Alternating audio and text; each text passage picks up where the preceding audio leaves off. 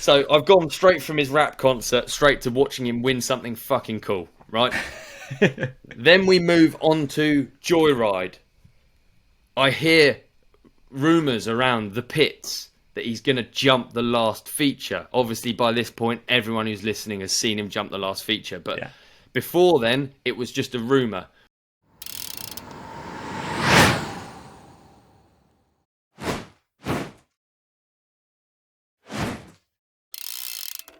$59, dude. We're in the cut. TRC 59.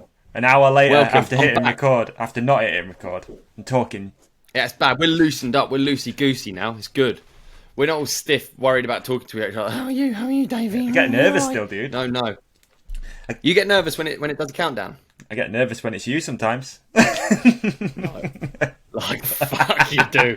I don't believe that for 1 second. You're trying to be cute. Dude. I don't fall for that shit. Just trying to blow smoke up your ass, man. nervous. Make you feel better.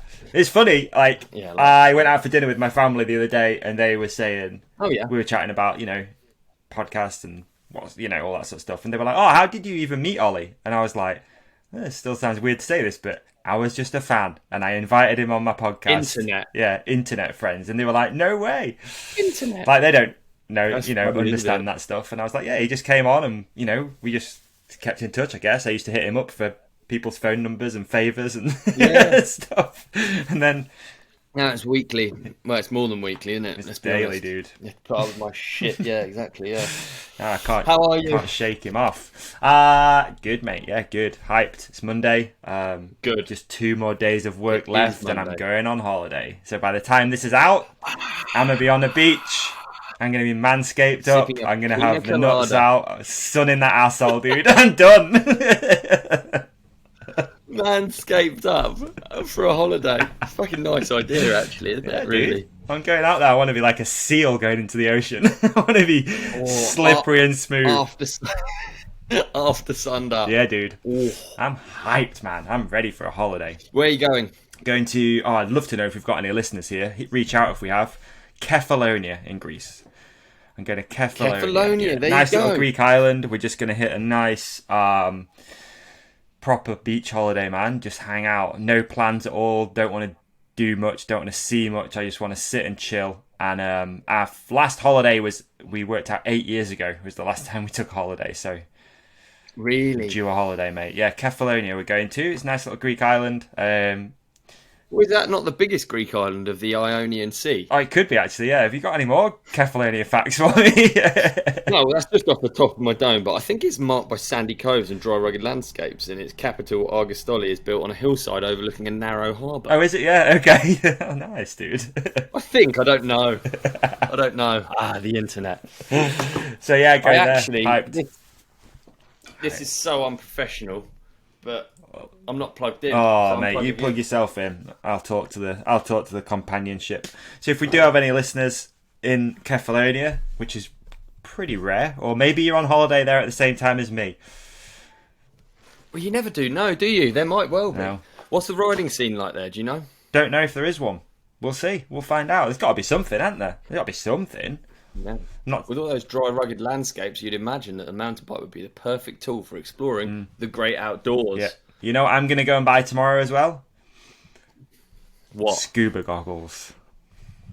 So excited. Are you going to? Yeah, I just want to be in the ocean, do you mean looking at fish. A snorkel? Yeah. Yeah, but... Scuba goggles sounds like... What, you just going to get the goggles? Yeah, you don't need the pipe, do you? I don't know. Everyone needs a pipe. Everyone needs a pipe in the mouth. I don't know, man.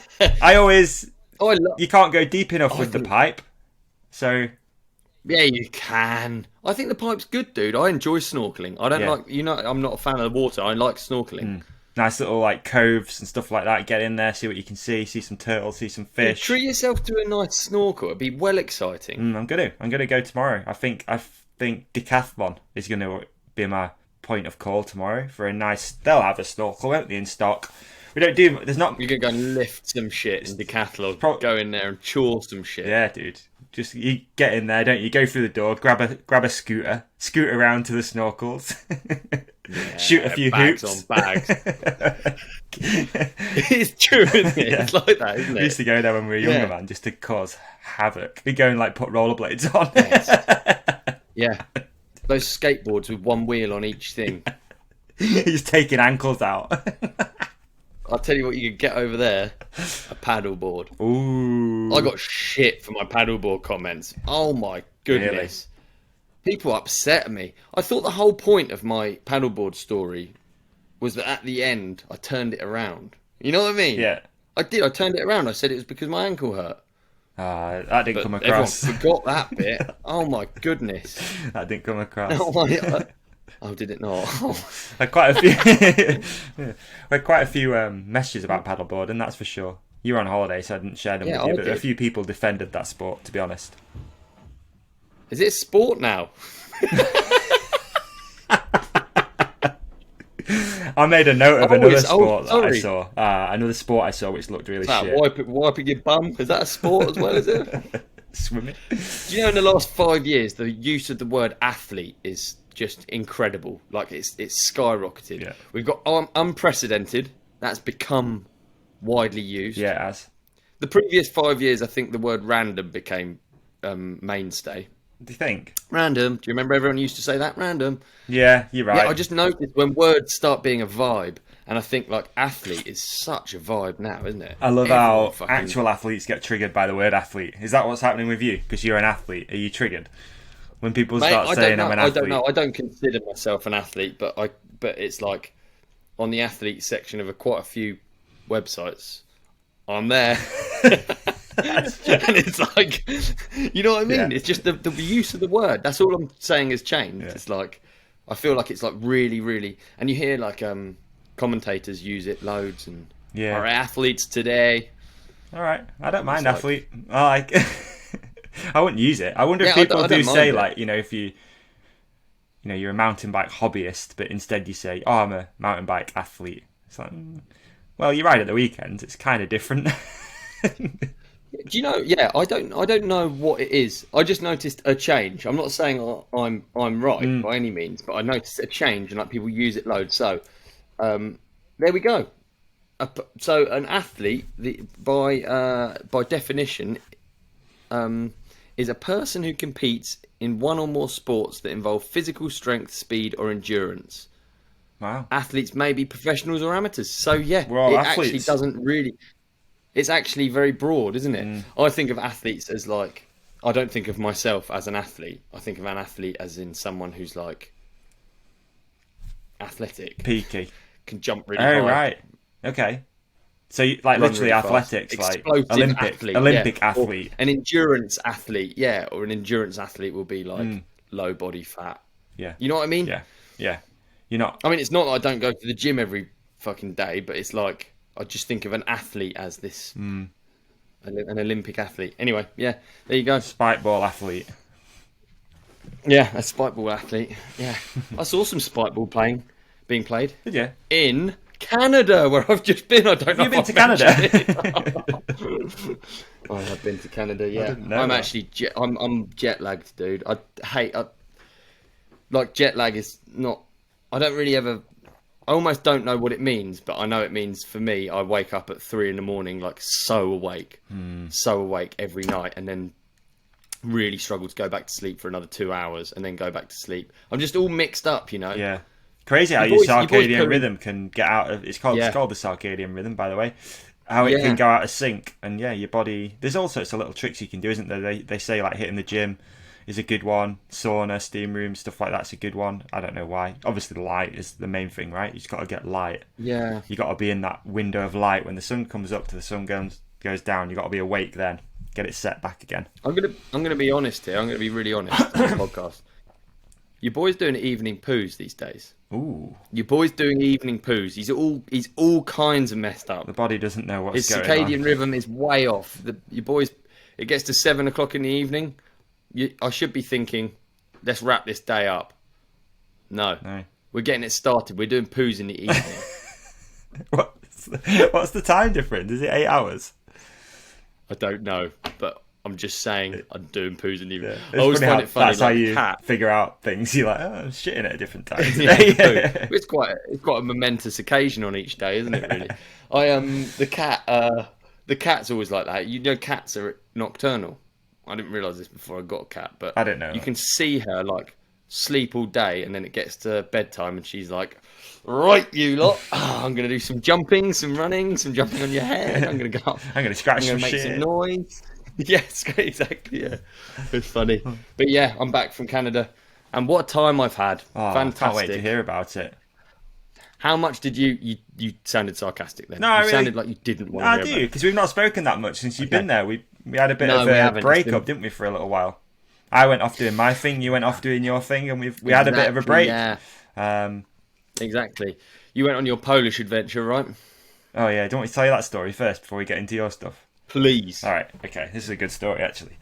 Go on. Okay. All right. I forgot I was going to have to tell this, so bear with me. So I'm going to keep the reason I went to Poland as a bit of a secret for a little while. Good idea. It's a bit of I wanted to keep that on the DL a little bit, but did I mess up? No, no, not at all. No, not at all. No, I just want to keep the reason I went there as a bit of a DL. Mm-hmm. But yeah, you mean the operation? Yeah.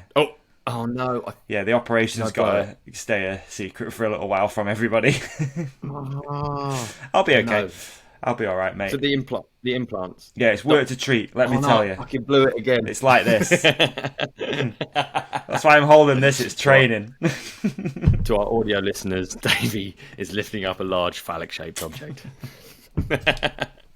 So yeah, I'm gonna keep the reason I went over there as a bit of a secret. Just on the DL. But yeah, I don't know, man. Your boy might be going back in that business, but we'll see. We're gonna see how that is. It might be, but anyway. So I needed to go to Poland for something, and I wasn't booking my own flights. Someone else booked them for me, and I was adamant that I wanted to fly from Doncaster because that is the closest airport to my house. And when I used to go to Poland, often once a week, sometimes twice a week, always fly from Doncaster. So it's in my head that that's what I want to do. Always the same. Doncaster is the airport. Doncaster is the airport. Doncaster Poznan is the flight. It's that flight. I know it. I've done it hundreds of times. So I'm also flying out of Doncaster on this Wednesday. So it kind of was in my head that it'd just be nice to go and do a bit of a recce. Boom, boom. Get the job done. Yeah. So I get my flight things through. Never really think about it. All good. Cruisy. Gunning from Doncaster. Like old days, etc. So I decided when I was going to Doncaster Airport, I had a flight at about 2:25 in the afternoon. I thought, beautiful, I'll go super early because I get time anxiety. I'll go super early. I'll go to the airport. I'll grab a nice little afternoon beverage, probably a beer, maybe a Peroni. I don't know. Why not? Something like that. Why not? And I've got some work to do, so I'll catch up on my work in the airport lounge. It'll be lovely. I'll really enjoy it. So I've got so to get Doncaster Airport, I've got the train. So my girlfriend's taking me to the train station. I've got the train. I've gone to Doncaster. So to get Doncaster Airport, you go to the train station, the interchange. You then get a bus which takes you to the airport. It's called a link bus. So I've took the train. I've got the link bus. I'm outside Doncaster Airport. It's sunny, dude. So I've sat outside. I've eaten my meal deal. I'm so stoked that I'm there 3 hours before my flight. I'm so stoked. Yeah, stoked. Nice. I'm like, I've got loads of time to play. This is going to be nice. I've sat outside. I've had my meal deal. I've had a Dr. Pepper. Things are good. I've then walked inside the doors of Doncaster Airport, looked at all the flights, and thought, my flight's not on there, but it must just be, they're all like Wizz and Jet2 and stuff like that. I'm like, maybe mine's just not on there because it's not a holiday flight or something. It's, maybe people go to Poland more for business and stuff. So I'm like, it's not a destination, so all good. Looked at it, thought nothing of it, went upstairs to check in, gave the guy on security my boarding pass. Beep, scans it, looks at me and goes, it's come up as a meal deal, mate. It's come up as a meal deal. I'm like, okay. Scan it again. Beep. Yeah, it's still coming up as a meal deal. So he looks at it closer and he goes, it says Ryanair on it. And I said, yeah. It's Ryanair flight, yeah. He goes, Ryanair haven't flown out of here for about 3 years. So I said, That's a problem, isn't it? So, and then he gave me my thing back, and I looked at it, and it said Manchester at the top. Manchester Poznan. Oh no! So your boy's at the wrong airport. How far is that though? So tell me how far is it from your house to Doncaster? Is like 40 minutes. 40 minutes. That's on a train. That's not too bad. And how far is it from? I'd say from driving, it's about an hour and 40 to drive. You get on a motorway. Man. So I'm outside. Well, I'm at the wrong airport. So I've gone outside, and I'm like, right, okay. Options are. You still got 3 hours. Still got 3 hours to get there for a flight. Okay. Option is back on the bus, Doncaster interchange. Get back on a train to Manchester. Sweet, all good. So I'm stood there waiting for the bus. It comes every 20 minutes. I get on the bus now. So I'm on the bus. And so basically, when I went from the interchange to the airport, it took about 15 minutes. But it turns out when it goes the other way, it goes off around hills and mountains, through countrysides. It stops at coffee shops. It takes ages. So I got on the bus. I didn't know this at this point. So I got on the bus and I'm like, right, I'll book another train. So I booked another train, another 60 quid. Train from Doncaster, which left at 1:10, something like that. It got me there. It got me there, like, let's say 2 o'clock. So I'd have 25 minutes to get through to get my flight. I'm like, I can do that. So I sat on the bus for ages. And I'm thinking, I'm not going to make this I'm not making this train. I'm not making it. Where are we? I'm looking on my Google Maps trying to figure out where I am. I'm nowhere near like where we need to be. So I'm like, okay, next option, private taxi. I'm balling out. So I start ringing all the taxi companies, and I'm going to speed this story up. I'm sorry, it's going to take a little while. So I start ringing all... No, it's good. I like it because in the moment, it feels like the world's going to end, doesn't it? Yeah. In that moment, it's like... I've got to help my boy out. I've got to help him basically drive back from Poland. Like, that's my job. I'm going over there to drive, basically. So I'm thinking, I can't let him down. This is going to suck. So I'm ringing private hire taxis up. I get through to one of them. Guy answers. I said, look, hello, can you take me to Manchester Airport? He said, yeah, of course I can. When do you want to go? I'm like, now. He said, I can't take you now, mate. I can't take you now, but I know someone who can do it for you. Leave it with me. I said, I'll leave it with you. You're still on the bus. I'm still on the bus, dude. I'm on the bus, like out in the countryside somewhere. Yeah. I'm nowhere near where we need to be. So then 5 minutes later, I'm still sat on the bus, hoping that this guy calls me back. This number rings me.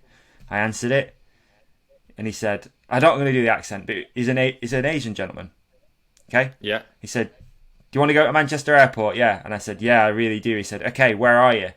I said, I don't know. I'm in Doncaster somewhere. I'm looking on my map. I'm like, I don't know. He's like, well, what can you see around you? So I'm looking around, and I go, oh my God. I went, I've just gone past a cemetery. I think it's called Rose Hill Cemetery. I've just gone past it. He said, mate, you're 2 minutes from my house. Get off the bus. I was fucking... Okay. So I pressed the button. I've got off the bus at the next stop. I've rang him back. I'm like, I'm off the bus. I'm on this road. Here I am. He said, all right, I'm coming. Stood there for maybe 5 or 10 minutes. Phone rings again. I'm like, he's letting me down. He's not going to do it. He said, mate, do you mind if I bring my car instead of bringing the minibus? So I was like, mate, you can bring a bloody spaceship for all I care. As long as I get on my flight, I don't care what you bring. He's like, okay, I'm coming. So I'm stood there for another couple of minutes, and then I will never forget this sight. I seen this really nice Mercedes, this S-Class Mercedes, come round the corner, fast as fuck, dude. He's come round the corner. He's pulled up at the side of me, right? And have you ever seen that? Have you ever seen that show, People Just Do Nothing? And there's is it Shabadi? He's called. The Asian gentleman who like messes loads of stuff up. He looks a bit like him, right? He's got a do-rag on. He's got a Bluetooth speaker in, and he just looked at me and went, Manchester Airport, yeah. And I was like, yeah, let's go. So I've got in the car. Is it Go on. It's an S-Class. S-Class, nice Mercedes. It's rude, is it? Yeah. It's a nice car. He's hyped to be bombing in the S-Class. Yeah. So I've got in the car. He's like, I need some fuel. So we've gone to the fuel station. He's putting fuel in real fast. I'm thinking, okay, we've got 2 hours. Like, we're okay. Like, literally 2 hours until my flight leaves. It takes an hour and 40 minutes to get there. I've got 20 minutes to play with when I get to the airport. I think I can do this. So he's like, I'll never forget this either. He's running into the petrol station to pay. He's like, stopped at the door, turned round and shouted, do you want anything? And I'm like, No, mate, you're all right. Either way, he's come back out of the petrol station with like a Powerade, some crisps, like all these snacks for the journey. Oh, he sounds like the man, dude. He sounds like the man. He's come out with all these snacks for the journey, and we've then got in the car, and we've done like 85, 90 mile an hour all the way to Manchester. So we're getting a little bit closer, and I'm going to wrap this story up here. It's a nice little ending to the story. We're getting closer to the airport. We've had a lovely conversation all the way there about his son. His son's actually was suffering with Crohn's disease and this and that and all these family problems he's had. He started this minibus company, so he's got more time to spend with his son. Just a lovely dude. The salt of the earth guy. Nicest guy. So we're getting a little bit close to the airport, and I said, how much do you even want for this? We've not even spoke about money at this point. And he's like, he said, is £100 all right? I was like, dude, £100 is absolutely fine. That's, you've saved my ass here. I'm already 60 quid deep in a train, but let's forget about that. 100 quid's okay. So we're getting to what I said, do you want cash or do you want bank transfer? He's like, cash, obviously. And I'm like, cash is good. So we've got a little bit close to the airport. There's a Shell garage just as you're coming into Manchester Airport. So I'm like, jump off here, dude. Let me get you some cash out. So I've tipped him a hard 100 as well. I've given him 200 quid because I'm nice like that. Nice like that. I've given him 200 notes. Nice like that. A little blow of my own trumpet there. I've given him 200 quid. It's made his day. He's super happy. I said, 100 quid for you, 100 quid for your son. Take him, do something nice. Take him out, do whatever you want to do. It's on me. Wicked, yeah. And then he's dropped me at the airport, literally like with almost like a movie where I've like screeched up to the door. Departures. I've run in, found my gate. And you made it. Got to security. I got 20 minutes until the flight leaves. So the gates, I guess, are closing pretty soon and stuff. So I've asked if I can go to the front of the queue. The woman was like, how long you got? I'm like, 20 minutes. She's like, front of the queue. Boom, in there. Obviously, your bag gets taken for fucking check-in. That was really stressful because I left a spanner in my bag, as you do. So, it's a spanner for undoing Saks displays. It's literally a spanner in my bag, a 12mm spanner. So she's like, you can't take a spanner on the flight.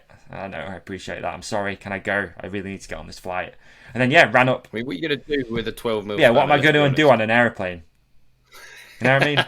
What are you doing? They're all rivets anyway, aren't they? Yeah, you're not taking the wheels off with a 12mm spanner, are you? No. So basically, long story short, ran up to the plane, got on the flight, made it.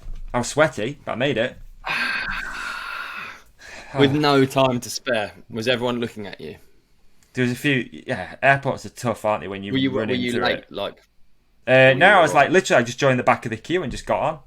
Oh, the dream! Yeah, I wasn't there. I just joined the back of the queue. So. Oh, I like that. I mean, when you're in it, it's no fun, is it? And it feels like the end of the world. I mean, ultimately, it's not really the end of the world. You just get the next flight, can't you? Yeah. Go on.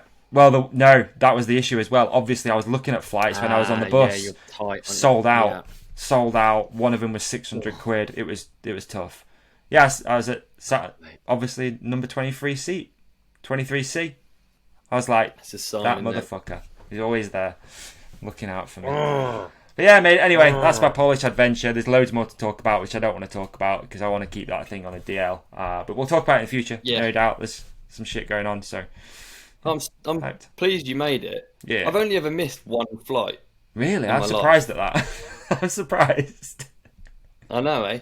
But it wasn't my fault. I've been called, like they called my name a load of times, but I've only ever actually missed one. Wow, good work. And it was during that pandemic. It was going to Madeira. It was literally like I got there 3 hours before. It was just all of the paperwork. Like they fucked it up. Oh, really? It was their fault. Oh, no way. Yeah. Yeah, I don't think I've ever missed one. Like I always get super bad time anxiety, so I'm in the airport like 3 hours before. Yeah, I'm there before the plane. Yeah. Do you know what I mean? I'm always there before the plane. I'm waiting for the plane. It's such a crap feeling. Yeah, and missing it is so unnecessarily expensive, isn't it? I was kind of proud of myself though, because I kept myself in check. I didn't let my brain get running away. I mean, it was a little bit. I you get to that point, don't you, where you just like, if I throw money at this, it'll solve it. And I was really trying not to get to that point because I was like, I could book the later flight for 700 quid, and I'm like, no, like stay calm. You will get there. You will somehow get there. You've got 3 hours to get an hour and 40 minutes away. Like, you can do it.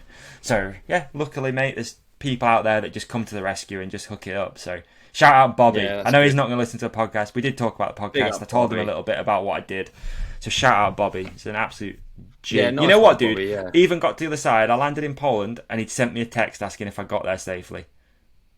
No way. Yeah, the dream. What a guy. That's the dream. So good. The dream. Lovely people. Nice people. Yeah, so, yeah, wicked. Shout out. Anyway. Big up, Bobby. That's what I feel doing. quite unflappable when it comes to late flight. I am quite unflappable actually when it comes to travel in general. I feel like I go into this like standby mode, you know, like a TV on standby. Really? I just don't care. Yeah, I really do. And like when it goes wrong, I just get more. I care less even. Like on my way back, the journey back took so long from Canada, and I just ended up in Guildford, which is a town. Sort of semi near. It's like the closest big city. Yeah. Yeah, and I just end up in Guildford, just sat with my bike bag watching people, and I had actually no way of getting home. The trains are all cancelled, and and a taxi wanted 60 quid. It's like a 10-minute drive, and unfortunately, I was just I was unwilling to pay that. At this stage in my life, I'm not willing to pay that. What did you do? That 60 quid could go on building materials. Yeah. How did you get back? Dude, honestly, I sat there and I didn't have a solution. I just sat there, and it wasn't bad. I just watched the world go by for probably about an hour. I just sat there, listened to a podcast with all my bags just on a bench. And then I ended up just being like, fuck, I don't want to do this, but I just called George and she came and picked me up. It's not really a big deal or a big story, but it's just funny how I get to that point. Yeah. And it's just gone on for so long that I no longer care. There's nothing I need to be back for. Yeah. There's no rush. I'm over trying to care.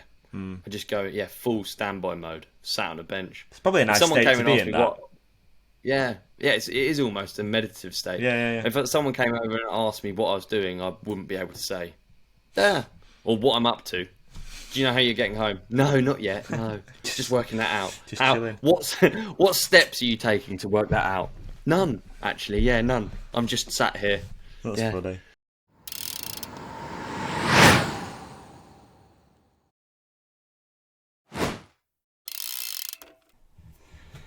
You know, Luther Vandross and Janet Jackson said it best. They said the best things in life are free. They actually said, best things in life are free. And on that note, I'm going to reiterate that fact for you right now, folks, with a heavy offer from our friends at Lacquer. Did you know a bike is stolen every 6 minutes in Great Britain, with 54% of thefts being from the home? Lacquer have a solution for you to get your pride and joy covered and ensure that you are not another part of a statistic. Lacquer were previously voted best cycle insurance provider. They've actually been voted that for 4 years running. Lacquer also covers your bike from accidental damage and vandalism. They also cover helmets, clothing and kit, because that stuff is expensive, as we all know. Your bike can be covered at races and events. It's also covered for third-party loss. So if an airline loses your stuff, Lacquer has your back. They also have no contracts, so there's no contract tying you down. I know for me, that's one of the things that's held me back with insurance in the past, having to sign up a contract for the rest of your life, sign your house away, a kidney, I don't know. These insurance companies get wild. They also offer 0% excess, no depreciation, so whatever you insure your bike for is what you're going to get paid out. And the claims process is handled by cyclists, by bikers, which is really good because we're a good bunch of people and we know how it feels to have your pride and joy taken away from you. They're going to step in, they're going to get that claim sorted ASAP and get you back out on the trails, on the road, on the track, whatever it is you're pedaling at. We don't mind. Now, all this sounds like one hell of a product, right? Well, we're about to make it even better. Lacquer are giving podcast listeners the companionship 30 days free insurance by using the code RIDECOMPANION30. To take advantage of this offer, just head to lacquer.co. There is a link in the show description already below if you need help.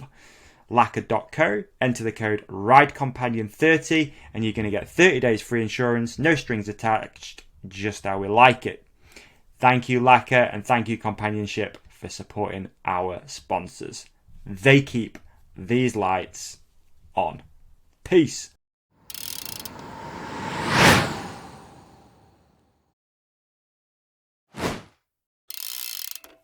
It does make you realise, though. I mean, like, I was thinking a lot on the bus, especially, you know, how crazy clever this phone technology is. Because you, like, at that point, within 5 minutes, I'd, you know, not found a solution, but I'd found trains, I'd found a flight. Do you know what I mean? I'm looking where I am on a map. Like, imagine not having any of that shit. You'd be probably up shit creek, you know? Crazy. Do you know, and I remember getting flights before with an hour to spare. Yeah. I remember, how did I not miss them when it was just because I get there 3 hours, like you, I get there 3 hours before because I can't be bothered. No. And I've got, when I didn't get on the flight, I was there 3 hours before. Right, really? And it didn't work out for 3 fucking hours, dude. And I used to get there with 1 hour to spare, maximum, you know? Turn up 45 minutes before the flight. It's just insane to think. Yeah. And I didn't even really have a mobile phone for some of those.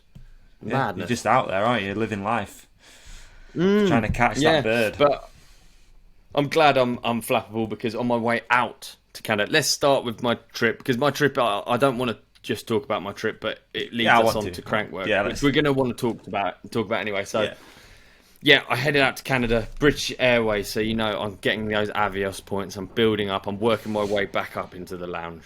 Don't know how that works. Can you give me a quick overview of how that works? I have no idea what an Avios point is. I had a few trips and I got booked in business or first or something. You know, other people booked them, and I managed to claim the points. And so I went 0 to 60 straight up into the lounge with my tier points. Okay. Which just meant that I could... It's like literally just like flying points. If you fly with a certain airway, you get lounge access. And when you get lounge access, I never used to understand it before I got it, but it's just free food and drink. You walk in, you tell the bloke which flight you're on. You could go to sleep for all they fucking care. They come over, wake you up, your flight's leaving, go to this gate. It's the dream. Nice. And you don't have to spend money. So once you get to that lounge access, it's really good. It is actually really good. Okay. It's not fancy, it's just sensible. If you've got the points, it's just a sensible option. Helpful. And then if you also got... Yeah, it is just helpful, And if you've got a layover, you don't have to walk around. You can go into the... You don't have to walk around and try and stay awake, for instance. You can just go into the lounge. You have food, whatever you want, right there, often, and someone to wake you up. So, nice. Yeah. Anyway, so lounge isn't just fancy; it's actually quite good. But yeah, so I've flown BA. We're going to Vancouver Airport direct, and we turn up. The flight's delayed. Whatever. I don't really care about that. But our shuttle, it means we can't get our shuttle, which is it's a 2-hour drive along the sea to Sky Highway to Whistler from Vancouver. Yeah. So, so we're waiting for so we're just like, how the fuck are we going to do it? How are we going to get there? And Deeks is really unflappable as well because, of course, he's been in a war, so flying isn't too stressful for him. And we're both of the same thought that we just turn up, we'll work it out. Someone will be there that's going to Whistler. We can fucking talk to them, jump in with them, whatever. We've been so lucky because we've actually been on a flight with John Oldale and Duncan Shaw. Oh, both nice. Friends of the podcast. Yes, yeah, of course. So we turn up and we talk to them and they're like, "Oh, don't worry. Our shuttle is actually promised to wait for us. So don't worry about it. We'll speak to them and we'll see if you can jump on." So we got to the airport. Everyone's bikes have turned up slowly but surely. It's like a long wait and it's really late at night and everyone's tired. My bike, no bueno. My bike does not show up. And in all of my years, I've never had a bike not show up. So I deserve this. And we're like waiting and we're hoping and you're talking to people. This is a problem riding a Focus sometimes. People want them. People want them. Like, even if you just want to probably what happened, take a look at it. I think that's what happened, yeah. They unzipped it. They were like, they probably unzipped everyone's, but they got to mine and they were like, dude, it's that teal on the jam carbon. You know those Marines came through fast. Yeah, whiz straight through. Fucking, they actually didn't stop on the end of the conveyor belt. They actually carried on. Get this shit out of here! Yeah, so I think they've probably just done that anyway. It didn't turn up, and the boys were leaving. And Deeks as well. He was just like, Olly, I'm going to leave you. I'm going to get on the shuttle with these boys, I'm going to leave you and you can get a hotel on your own. You can work it out. I don't really care. I don't blame him. Yeah. But what I've done is I've ran up to the desk whilst they're walking out of the airport, and I've just said, look, I want to fill in like a lost baggage thing because I'm missing my shuttle here. I didn't even have a shuttle at that point. But it was all a rush. I leave the airport. I only just get on the shuttle in time, but I'm just driving to Whistler 2 hours without a bike, so it seems kind of pointless. But yeah, so it didn't matter. At that point, I could barely walk. My ankle was really bad. I went to Whistler. The plane as well. Did that not help with the plane never elevation? Helps, just being it just my legs swell up and my ankle swells up extra bad, and swelling just equals pain, doesn't it? Really? Yeah. I guess inflammation. So. I was already in a bad way. I cased some jumps. Did I talk about that? I cased some jumps before I left. Yeah, we did that. Week before, I was literally on the sofa. It's shit. It's like where my ankle bends to the bottom out. I just bruised bone. These annoying 2 spurs I've got, and it just makes it feels like a broken ankle. It's so shit. So yeah, I wasn't too fussed about the bike actually, and I had. Arguably one of the best days riding I had in Whistler lined up for the first day. Panic not though, I was on the Bowheads. Are they called Bowheads? The Bowheads with Martin Ashton. Wow.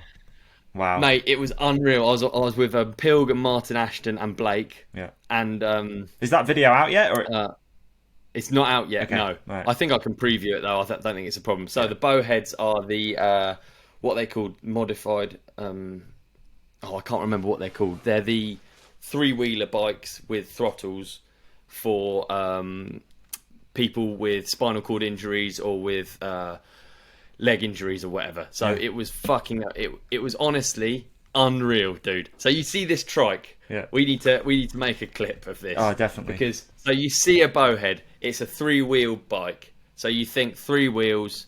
You'd think you could just sit in it, right? Mm-hmm. Yeah. You'd think it would just be you just sit in it, yeah. Right? Wrong. Why? You sit in it, you take out a pin, the whole thing collapses. If you just took your hands off the bars, it'd just fall over.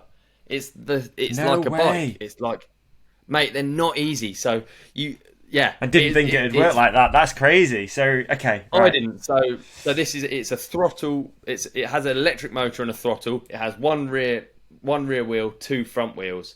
All have suspension and all have this crazy linkage. Oh, I see. So now it would just tip over. So it's almost like riding a motorbike with your feet up. Yeah, it's when it tips over as well, you're so stuck, because you've got all of the leverage of the linkage. Yeah. You can't just like pull the bars back up. It's like lifting yourself up. It doesn't work. Wow. So obviously I came into it thinking this is going to be so mint. I'm literally having a go on some trikes. But they're not. It's not like that. This is the closest. Like, I had a day's riding out of these things. It was 100% that. So in a car park, we got to learn to use it, and you kind of have that weird steer thing where you have to opposite steer to get the back wheel to flop over either way, because you need to get that back wheel to flop over. Okay. If you go into a turn and your wheel's pointing the wrong way, you're going down so hard. And we had some crashes. And this was something that was lined up through GMBN and Martin Ashton. Is that right? Exactly. Okay. Yeah. And Martin's obviously been using these for a while, and I guess he's probably just wanted other people to experience how fucking cool this thing is. It was so fucking cool. It was so fucking cool because it wasn't that like we were beginners at biking again, which was so fucking amazing to be. And we were with. Let me find his full name, actually, because he's got a really interesting story. Okay. We were with... I know him as Guga. Okay. Guga. So, Gustavo Guga Ortiz was a World Cup downhill rider who became paralysed. And he's now fucking unreal on the Bowheads. Wow. And he was like our Whistler guide, yeah. And so, this guy goes... It's like so unbelievable following him. He's scrubbing shit. He's like taking World Cup racers' lines into turns. I'm completely unable. I'm Joey. I'm in the braking bumps. I'm fucking shitting myself coming into turns. It's so. Are you like you're strapped into it almost then as well? Yeah, so your feet are out in front of you. So if you do take an impact, it's going to be feet first. So your feet are out in front of you. You're strapped into the thing, and then you've got what, throttle on? How does that work? Like a thumb or a throttle, like a normal throttle, and then brakes. It's obviously electric. Yeah, it's electric. So the thing about the suspension is when you brake, the suspension rises. So it doesn't have anti-rise suspension. So if you brake in braking bumps, it's pretty harsh. Okay. And also, when it rises, it makes it harder to steer. So there's loads of things that you have to learn, like really, really quickly. That's sick. And following Martin and Guga down trails was like, it was so fucking sick. Like the level, how good they are was. We were so shit. Do you know much about like the company? Like, is it relatively new technology? Like, what's the? I don't. I should have actually prepared for this. Shouldn't I? No, it's fine because we can wing it. But it's like, is it a relatively new thing? I've seen Martin using them, but I think, does he not have one with actual hand, like a hand operated one, or is that the same thing? Do you know? He does, and it is exactly the same thing. Right. So he has, he has the hand operated one. So. If you actually imagine the amount of freedom that offers. Yeah. It's crazy. It's so cool. When you actually think, because I hadn't really thought about it, and Martin had been off on a ride into the mountains. And, it's pedal assist, so he gets like a cardio workout and he's out in the mountains. This is a guy that's fucking ridden all his life. He's like an elite bike rider, and that's all been taken away from him. If you can quite imagine how much of a deal it is, all that's had to happen is someone creates this machine, and then you've got your freedom back again. It honestly makes the hairs on my neck stand up, because it was just, and talking to Martin about it, he was just like, it's such a game changer. He gets to go out in the mountains where he's so happy. He gets to experience like the freedom that all of us love riding bikes. So it was like, you couldn't not find it. It was one of the best days riding, because it was like, obviously there's just the instant type 1 fun of just riding a new thing down a hill. It's got a throttle. I'm shit at it. It's fucking brilliant. We're all just crying with laughter at the bottom of every run. But then there was also this kind of realization that this thing is absolutely incredible. Yeah. This thing is allowing like all of these people to enjoy the things that we take. Health is a thing that you just take for granted. You can't not. You can never, exactly what we were talking about before. You can't get yourself in that mind frame. You can't remember what it was like after your injury, can you? No, not at all. No. You can't remember that feeling, that kind of feeling. You can't remember it, and these things take all of it away. Like, obviously with a permanent injury you have a reminder of it, and then these things you're back in the game. It was so fucking cool. Sick. That was really cool. It was wicked. Big and it was so good that we were so shit at it, to be honest. Like, Google was going down. I look forward to seeing the video. I don't know what we filmed. Okay. I don't know if it captured it, but he was going down in front of me. I got the hang of the jumps. Pilg and Blake were really good at the corners. I was shit at the corners, but the jumps I was okay. I ended up getting to the dangerous point on the Dunning-Kruger scale, where you're like really confident and really you have no business being there. So I was like overshooting jumps, and it felt like I was on a log flume. I had the bars up here, my feet. I'm over the bars on this thing, really out of control. But and Guga is turning around. He's like whipping, looking behind himself, landing, and you can see he's going weak. He's going weak because he's laughing so much at how bad I am at it and stuff. Like, we had a way. What are they like in the air? Surely it's like seat bouncing a mountain bike, is it not? Does it just try and like catapult you out the front? So, I'd say it's like seat bouncing, but seat bouncing on a moto or a mountain bike, you have an element of, you sit into it, don't you? Remember, you're strapped into the seat, and there's no picking yourself up from your bum. Yeah. So you can't bounce. So the bounce element is gone. Right. It's like... Which which wheels are powered? Is it back or front? Rear. Yeah, rear. Definitely rear. Like, I mean, these things are fucking sick. Yeah. They're designed by someone who likes the good shit. So it's rear. But you've got an electric motor. Electric motors aren't the same as combustion engines. They have a lag. So if you're relying purely on throttle, you do get bucked sometimes if you're not really on it. So I found it way easier. I couldn't go at like Google Map Martin speed because I couldn't get that throttle lag. I couldn't go really quick and stay on the throttle. Right. Because you need like a yeet. Okay. If you're really relying only on throttle, you need like a up the lip. Not otherwise an it's instant fucking dangerous. hit, yeah. If you get a then that's you over the bars, and over the bars is not a crash I'm interested in trying on that. Strapped in over the bars does not sound Dude. fun. It'd be the worst. It'd be the worst. In fact, someone had one of the homies of the guys I was riding with out there had a big crash on A-line. I'll try and find the video and send it to you because it is like your worst nightmare crash. Jeez. How do you get them on the lift? So we used an uplift. You could get them on the lift, but we used an uplift van that was taking us to the mid station. Nice. I think I did crank it up, beeline, and then. But I mean, these boys go down anything. It's fucking insane. That's sick. I hope that they've got some of the crashes that we had because I had just useless crashes. And once you crash, you're just sort of folded, like because it all works like a parallelogram. You're just folded under your own weight on this thing. If I didn't have people there to help, I'd just be stuck in the woods I'd just be bear food. I'd literally be bear food, yeah. Oh dear, that's funny.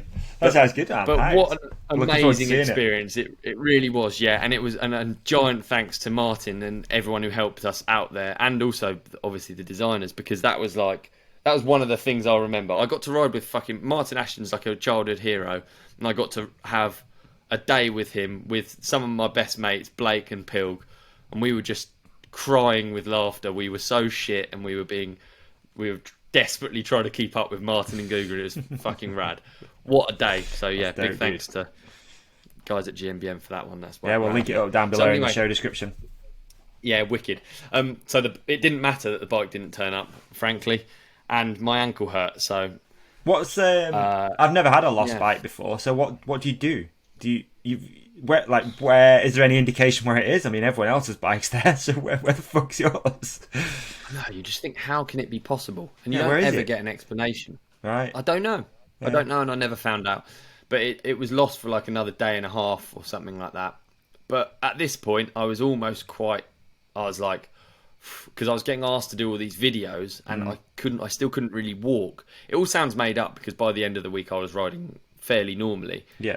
So it doesn't sound like a real injury, but with like a bone bruise or whatever, it just goes away, and like the pain is too much you can't just plow on through it. It feels like you're riding on a broken ankle with a bone bruise. So I wasn't really that gutted. I'll be honest that my bike was lost. You needed a few more days recovery after the flight and stuff as well, and it almost gave me an excuse. It was just like, phew. So once the bike some might arrived, say you accidentally lost it yourself. Was it there really? Yeah, exactly. You were just like, it's not. Yeah, exactly. Just let it go around the carousel again. It was in their defence for BA. I mean, it seems to be hard to travel at the minute, and poor. There's loads of lost baggage, isn't there? Genuinely, there's loads of it at the moment. 12 days, loads. Yeah, I don't know if it's strikes, what it is, but yeah. So staff, I think. Laurent, he lost his bike for Crankworx. He was on a borrowed bike, which is insane. It's just ridiculous. But so in all fairness, I filled out a form when I was in the airport at 2:00 in the morning or whatever, and it turned up a day and a half later. All I did was enter my address when I was in Whistler, and it turned up a day and a half later. So can't really complain. Turned up at the hotel, ready to go. Nice. No damage? No damage. No damage. All is well. Built up, ready to go. Yeah, we were staying in a hotel with Chop. Giant shout out to Chop. Chop is the head judge for Joyride and for the Speed and Style as well, and obviously numerous other F&B events. Yeah. So Chop had me and Deeks. I thought we were on the floor on the sofa. Turns out Chop's so balling that he literally has 2 double beds in a room attached to his room, just sat there, and a kitchen. So we actually had a room. So did you go out there with a plan to stay there or not? Yeah. Okay. I knew I was staying. I wouldn't have gone if it wasn't. It's just it's eye-wateringly expensive, dude. Let me tell you, we were staying in the Westin. It's right next to the lift. It's a nice hotel. Yeah. It's not flashy, but it's a nice hotel, and it's very good location. So we were staying with Chop. Psyched. It's the whole reason I came out on the trip, because I didn't want to spend the money on the accommodation. I knew it was expensive. I didn't know it was this expensive. We got to the end of Chop's stay, and we were like, fuck it, we'll try and just stay in this hotel for 2 more days. We've had it free so far. Let's just see if we can stay for another 2 days. They wanted $3,000 for 2 more nights. Did they really? Yes. It's not like this room was Holy like shit. anything that crazy. It was nice, and it had a kitchen, I guess. But it wasn't like it had a bathroom and a kitchen. It's like a nice travel lodge. It's like a premium travel lodge kind of thing. It's really, location, really location though. Exactly, yeah. So we were like, can't stretch to that. It's not going to happen. And I guess the Crankworx team just book those whole things out, don't they? Because you've got the judges in there, the athletes go in there as well. Exactly, yeah, exactly. And it is worth them being close to the course. You can't stick them miles away, and it's all budgeted for. And probably they booked in advance, so it probably wasn't 3,000 for them for 2 nights. But that blew my mind. People do it. All of it blew my mind actually, because as soon as I wasn't Freebie Freddy, I just sort of realised, if they wanted $3,000 for the hotel for 2 nights, I also got in the lift queue, dude. Whistler Bike Park is one of the bucket list spots to go and ride, but Whistler Bike Park is $100 a day for a lift pass. So if you're staying for 10 days, that's it. Yeah. Wow. That's $1,000. For that's quite a lot of money, isn't it? And when you're riding. You want to be there when the lift opens and when it closes, really, don't you? Dude, it looks busy out there at the moment. I feel like everyone's out there. Well, has been out there. People are starting to come back now, but everyone was out there. It's great. Crankworx is a buzz. It is good. And Whistler is really good. I obviously did Whistler on a 150 trail bike, which is probably not what people would recommend to do, eh? I mean, who knows? There's some... Yeah, have you've not been to Whistler, have you? No. Like I say, genuinely should be there right now. Like one of my best friends is getting married right now in Whistler, in Vancouver. I had enough people asking me where you were. Tell you what, it was lovely to talk to all the podcast fans out of Crankworx and people from all over North America and Canada and stuff. It just made you realise how cool it is what we got going. And they were asking after you, so we need to get you out to the next Crankworx. Yeah, we do. Yeah, as soon as the guy lifts some of the stuff, we're out there, boy. But at the moment, I can't get in, so it is what it is. So it sucks, dude. Oh, is that so? No, you can, 100%. Why? I don't say that now. Brendan. I'm not there. Brendan got there. Oh, really? There you go. Yeah, but anyway, it was so cool to meet all of these podcast people out there. That's and sick. It made you just realise it's like, it's sick, It is, dude. It still blows me away. I was out, I know it's in a local. I was out biking just the other day, just from my house, and someone stopped and was like, "Oh, podcast guy." I'm like, "Yeah, it's crazy, it's so weird." And they're like, and people are so nice. They're like, thank you for the podcast. They say, thanks so much for doing the podcast. Keep it going, man. Keep it going. And I don't know why it's like being at the end of a marathon, isn't it? Yeah, go on, keep it going. We're like, but that is nice that people. I think it is cool as well with YouTube. People realise that it's almost user generated content. It's not like Fox. It's not like you're paid by Fox to do anything or. No. There's something cool and garage about YouTube, podcasts, all of that people know you. Like appreciate. We spoke about it a million times, but they see Deeks out there or whoever, Pilgs, whatever. Like they know you. They wanna. They know a lot about you. They and I think it's broken down those barriers. If they feel like it's good, come say hello. Of course, why not? Yeah, it's true. Just like people. if you were talking to someone on Fox News, for instance, not that we're like that, but if you saw someone like that, you just think, well, they're just collecting a paycheck. Whereas when you see someone like Deeks, you realise that he's not collecting a paycheck. He's out doing something to try and create something. I don't know. Yeah, or Pilg's a better example, I bet it's kind of hectic being around Sam out there, isn't it? Sam and Matt. Oh, yeah, of course. Jonesy was out there, of course. Yeah, I can imagine that's pretty wild. I actually feel bad for them. I feel nothing, Really? but it's not something. It's not like you don't see it and want it. It's literally every other step a photo, and they're both so they're both great guys, so they're both very a lot. tolerant. Not tolerant. That makes it sound bad. Obviously, everyone loves it. Just but accepting it's of it, and it is what it is. It's part of the job, isn't it? At that stage, when you know. Oh, absolutely, but it's literally hard to do anything. It's not like you get away from it up the hill either. You get it more. I mean, 100% of the people up the hill know who you are. So it's like, but yeah, wow. Yeah. It was really good. Let's get on to Okay. Let's hit some more stories, man. Let me read out. Let's do mountain bike chat. Let me read out my highlight, my MVP, the man of the match for Crankworx, not just Joyride, Crankworx this year. Mm-hmm.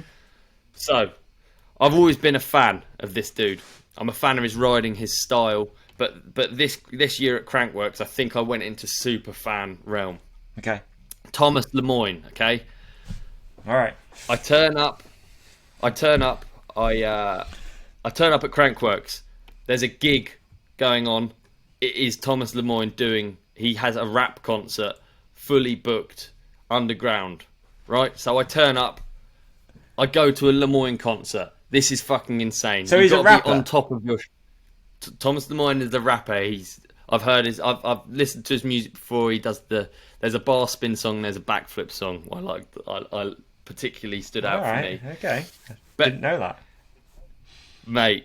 Oh, and you wait till you see the music videos. Anyway, I've always been a Lemoine fan anyway, and so it was really cool to go to. It was really cool to go to his concert, and it was really cool to see all the support from all the slopestyle guys as well, all of his homies that he travels around the world and competes with. And this was packed, and it was hype, He is on stage. He's got fucking diamond glasses on, whatever. This is the real he's the deal. Adam Entignap of mountain biking. How cool is that? And I don't think he really takes himself that seriously, and that's what makes it so cool. He's just a guy out there fucking killing it. And then the next day he's doing speed and style, which he wins. He is not only does he have the tricks that consistently that can win speed and style, he also does have the speed, which is just undeniable. You can't, you know what I mean? You can't argue with someone who's putting in a time that fast. So I'm on board with that as well. I like speed, and I like style. So Tomas Lemoine has both. I watch him win far that he can shit. rap. Dude, got speed, I got like style. rap. Exactly. I'm on Ticking board. boxes. I'm on board. I might have a new favourite rider. I might. So I've gone straight from his rap concert straight to watching him win something fucking cool, right? Then we move on to Joyride.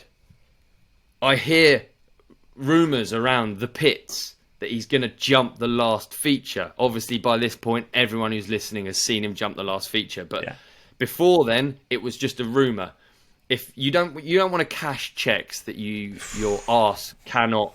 I'm surprised at that. You know what I mean. I'm surprised the rumours mill's going. Like he's called it. He's put it and out someone's there. leaked it. Give a fuck. Why would you give a fuck? Why would you give a fuck? You've just been on stage in front of loads of people shouting your name, and then you've done speed and style. Again, loads of people shouting your name. Then you turn up to Joyride. Do you know what you're going to do? You're going to call out something fucking gnarly. Yeah, I'm going to do that. Yeah. He calls it out. In practice, he leaves it right till the last minute. Tries it, blows up. I think he even blew up his bike, had a new bike ready. Oh, he tried it in practice too. Mm-hmm.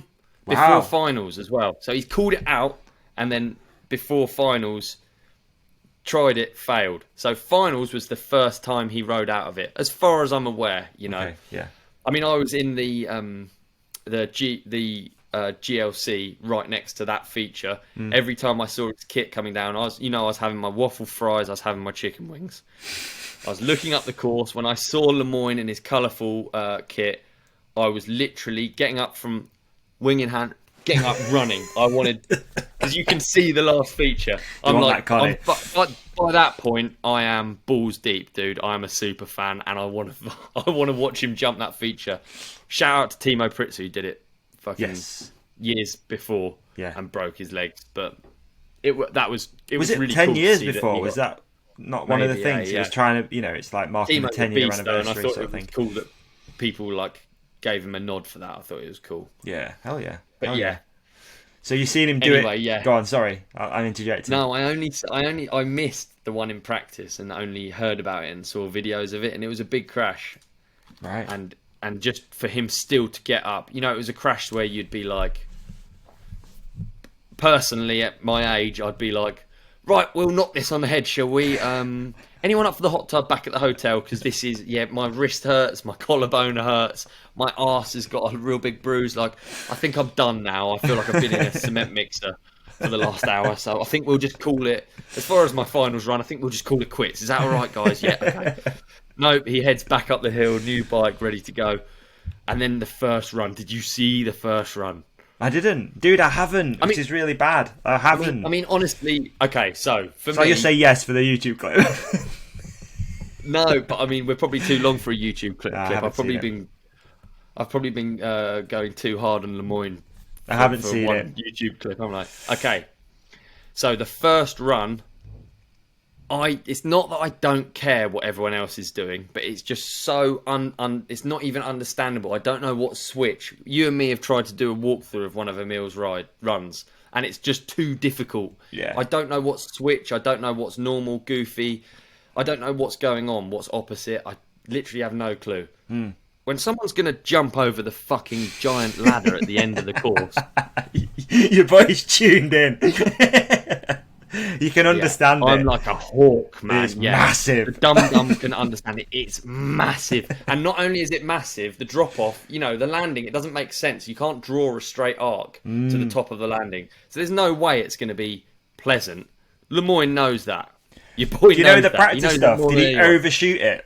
Or overshot? Yeah. Overshot it. Overshot. Yeah, which is natural, and he came obviously, for that. He came in like a speed and style. He came in like on the back wheel, BMX track manualing down the rollers into it. Yeah. And the rest of the slopestyle riders, often it looks too easy because they're controlling speed. They're not going after it. So there's not that aggression. Yeah. It looks like a slopestyle rider will do a crazy banger trick. They'll land so smooth. Fedco's a perfect example. It almost looks too easy. And then chill. It's like you want it ragged almost because it keeps you on the edge of your seat. It's why it's fun watching Rogatkin. He's doing... half the time his fucking tyre falls off. He's landing so crooked and on the edge of things. When you watch Fedco, it's so dialed. When you watch Emil, it's so dialed, and a lot of the field is so dialed that you don't get a sense of speed or anything. So when you watch Lemoine manualing into the last feature, it's like, the whole crowd is like, oh my god. Yeah. So his first run, he overshot, and his first run in practice, he overshot, blew up. His first run in finals, he overshot the perfect amount to make it so dramatic. Big head digger. If you watch it in slow-mo, he must have had gnarly Hucker's neck. I actually didn't see him after the event and congratulate him, but congratulations, Lemoine, because that was one of the coolest things I've seen in a long time. Yeah. Hopefully we can play a compilation of different angles of it. Cause take a moment for Tomas Lemoine. Bring you something Big different. round of applause. Absolutely, something different is what he does best. Yeah. It's what he does best, and I like something different. It's fucking cool. Do you feel like obviously you're in there with Chop, head judge? What was the vibe after the event? Like, how was that judged? Do you know what I mean? Like, was that a winning run? Or? Yeah, I speak to Chop about it, and like, Chop is really, he takes his job super seriously. So, whatever your quick opinion of it is, it doesn't count. That they try so hard and they think it through so much. Before the riders drop in, they've got imaginary scores that they could potentially do, and they know what they watch every practice. Okay. So think about someone watching. So if Chopper watches every practice and you've tried your run split into 10 different runs, you've tried your whole run, and then it's just a matter of piecing it together. Like Chop knows what you're going to do, and he knows what your maximum score is if you achieve everything perfect. So it is really considered. Yeah. And a lot of the numbers are just to rank. So be good to get him on again, especially after we just wrapped up that event. It'd be great to get Chop back on again to talk about that stuff. Yeah. So it's so subjective. Like, you could argue that it was a winning run, but equally, if you're going to argue it's a winning run, you better know every opposite trick that Emil did. Yeah. You know what I mean? Yeah. You have to know that. You have to know the intricacies of the winning run and the second place run in order to judge that the third place run should have been first. So it was a unique course as well, wasn't it? Well, I mean, I watched the highlights this morning, to be honest. I've just been busy, so I just haven't had a chance. I watched the highlights. But it was good because, like you said, there was time for the riders, the athletes to like have a breath. It wasn't just like bang, bang, bang. There was like rollers. There was a few little sections where they just stopped, hands off the bars. Make sure there's no sweat on the palms, that sort of thing. I love the dish. Obviously, was really cool. I love Emil's knack out of that was arguably one of the. I just love everything he does is just so fucking clicked. It's just it doesn't make any sense how it's that smooth and that perfect. The guy deserves to be winning everything, of course. Yeah, he's killing it. He's on the top of the game. I couldn't have been more lucky, right? So I don't know if you've watched the Deaconator's overview of the slope finals. It was literally filmed on his iPhone. He was editing it as he was filming it. It was the first video that he put out from the event. I haven't, but I will watch it. I really, in that moment, you have those moments and it feels like it's actually a movie. Yeah. So I'm there with Deeks and Bren, they're top mates, and we're at Joyride Finals on the hill. We've all got lift passes, and we're just lapping the hill, and we're timing it so that we can see, key people's runs like Ice did. We're as UK guys, we want to see Ice did do well. We knew about Lemoine doing the gap, so we were timing our runs so that we see Lemoine. We're all Fedco fans. We want to watch Fedco do well. Max Fredriksson. We're trying to time our laps, so we're just doing Dirt Merch A-line laps, which is the lower lift. And no one else is riding, so you just get straight on the lift, and then on the way down, the bottom of A line is closed, so you go next to the Joyride course. So when you're on the lift on the way up, I literally watched Emil's glory lap from the lift. It was just brilliant. It was literally like a movie scene. So I had the best front row seats ever for the whole event. I probably missed a lot, but there's a lot happening there, isn't there? Like you can't take in everything all the time. No, like, exactly. There's a lot going on. It is difficult, but check out Deeks' I will. Deeks' iPhone vlog from the event because we'll put a link in the show description as well. I've just made a note. It's a nice one. That really made me feel spoiled. I mean, Canada makes me feel spoiled. It's a very expensive experience that I'm very lucky to have got to. I don't know. I just feel very lucky when. It was only your second time out there, wasn't it?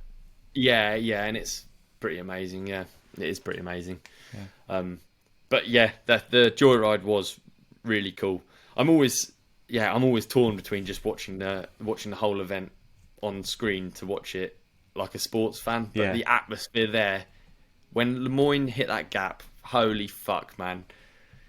That's cool. He's MVP for a reason. That was cool as fuck. Yeah, that's cool. That's sick. Big fan. Yeah, that's cool. I'm gonna watch the whole thing. I will. I just not had time. Good. Genuinely, I've been away and been doing this and that. But I will check it out. So what's it like to, put runs in like down A-line and Dirt Merchant and stuff? I've seen you put a video up about it, but what's it like to actually be there, dude, and, lapping it? And it's wicked. Shit tons of people there as well. Mate, it's so good because you're rolling around with, obviously, you approximately stay with your mates, but it doesn't matter. Everywhere I go, I just bump into people. My first run down the hill, I bumped into Vero and Hodgie. Oh, cool. And so literally my first lap was with those guys from the top, and then we bumped into the Athertons, which is always a good lap. Dan has found every little sneaky. Dan and G find every little like creepy, horrible thing, and I saw you go down off of some stuff with those guys. So that in the bike park as well. What you put up with those? Because obviously I've never visited. I've never been. Illegal jobs. Okay, right. Yeah. I can just imagine it being quite. What would you call sort of structured and like everything's here, but they'd found some stuff just off in woods and. I think the danger of the bike park. Well, they're not really in woods. They're on a main line. That obviously everything's all graded, and you tend to. What I think the danger of is in the bike park is you find one lap, and then you end up doing that lap over and over, and you actually realise, oh fuck, I'm actually just doing one lap. Yeah. Like right from the top, there's the creek side is closed, which is another lift that you would normally get up, and some of my favourite trails are over there from my previous experience. But yeah, you end up doing one lap and you find a few like Loma offshoots or like tracks that, and obviously Dan and G are like the people that find them. And Dan's building them. Mate, like You're in Whistler Bike Park. You're just shouting and fucking around. As soon as I'm behind Dan and G, I know I have to really concentrate because they are the gnarliest fucking bastards, and they go so fast down everything. They can't help. What were they? What were they out there for? Same as me, yeah. Just out, just knocking about, just doing it, yeah. Knocking about, riding, seeing everyone, like, yeah. I suppose, yeah. When all the industries, a lot of industry and other athletes are in one place, it's a good spot just to be in it for connections, and maybe there's other super stuff helpful, going on. yeah. It's super helpful. Like particularly, like I guess my only American sponsor that was there was Troy Lee, so it was wicked to hang out with all the guys from Troy Lee and do like. Dude, tell me about the helmet. Have you got it? Have you got it there? That's good. Yeah, the helmet's behind. Yeah, come on, let's mate. It's so cool. Do us a little thing on the camera for the YouTube crew, right. For the fans. I've never had a. So you've been a Troy Lee athlete for how long? You've been an athlete? A minute now, Yeah, you've been on there for a while. Yeah. 23 years. Around that, yeah. No, for a long while. I've never had a custom helmet. I've always wanted one, and this doesn't count as a full custom helmet, but it's one of the coolest things because it was done right there in front of me. So sick. And it was done by Jay, who is like one of the oldest standing. I was just going to try and find his Instagram. Actually, he's one of the oldest standing TLD painters. Okay. So I think the cool thing about Troy Lee Designs is that it's based around helmet painting. That's its like heritage and history. So so it's Jay Stemskart is his Instagram. But he's one of the oldest painters, and it was really cool. I like graphic design and pinstriping and sign painting, so it was very cool to talk to Jay whilst he was doing my helmet about how he came up and his like journey to become one of Troy Lee's most coveted helmet painters. You know, he's done everything from NASCAR drivers, American football players, hockey goalies, like everything he's done. Amazing, so much amazing work, like through his years. So he's another great guest. It'd be awesome to have on for a chat. I'd like that. Yeah. So this is my helmet. Nice. It's just small pinstripes on a stock thing because Jay literally did this in 15 minutes. But there's 23 on the front. Cool. Yeah, there's something so cool about it. You can see the brush strokes kind of, or you can see where he's done, and it's all hand done, so it's not like masked or anything. He's just. Dude, it's so crazy watching your video and watching him actually like steady with the steady hand. Dude, let me tell you, right? I tried to silicon around our bath the other day. I love this. I love that. Yeah, that job can get fucked. Can anyone actually do that job properly? Holy shit! So when you see someone do that, like salt and vinegar crisps, doesn't it? Oh, mate, it's everywhere. I've got it in my mouth. I got it on my hands. I got it up the fucking tiles. It was everywhere. Was that what you were doing? That's what you need, a wet cloth. Yeah, wet finger. Wet finger. No good, no. Nah, everywhere, bro. You should see the state of it. It looks awful. It looks like a blind person's done it. He'd be good at silicon in a bath. I bet he can silicon a bath pretty damn good with that steady hand. Should have seen how steady his hand was. So I could not believe it, yeah. That's a dream. Yes, that was mega cool. That was a real cool like souvenir to have from it. Yeah. And it's made me realise I really, really want a custom helmet, and I really want that as a project, like to design one when I have a bit of time. Yeah. And when I know I'm going to the US, I'm going to fully design a helmet. You know, probably it's going to be a D4, like a full face. Yeah. You get access to that as a Troy Lee guy, right? They'll hook it up. Probably. Don't know, dude. Don't know because it's a lot of work, and like that. You know, I don't know if I don't think I'll get it for free. Like, no. I used to look. I mean, we spoke about it before, but free Red Bull pay for it. You know. True. Yeah, I used to love going there, man. Like when I was in the States, that was one of our. We always had a day off, and you take everyone, you know, around Troy Lee and Chaparral or all that sort of stuff. Oh, that one was so sick. We used to go there, and I think it was Mike Redden at the time. Yeah, it would help. You know, we had like a deal with him. He'd give everyone a bit of a tour around and stuff like that. Yeah, wicked. It was sick, dude. And then it was really cool because whenever I used to come home, I'd message Petey and I'd be like, "Yo, do you need any helmets bringing back? I'm out here. If it helps you, I'll bring them back for you." And then I'd go and collect these helmets in these like fucking so cool. Wrapped bags. Oh mate, it felt like the G putting that on the plane. You're like, oh. I've realised I really like companies like with heritage like that. I really am drawn to like companies with like a bit of history, I think.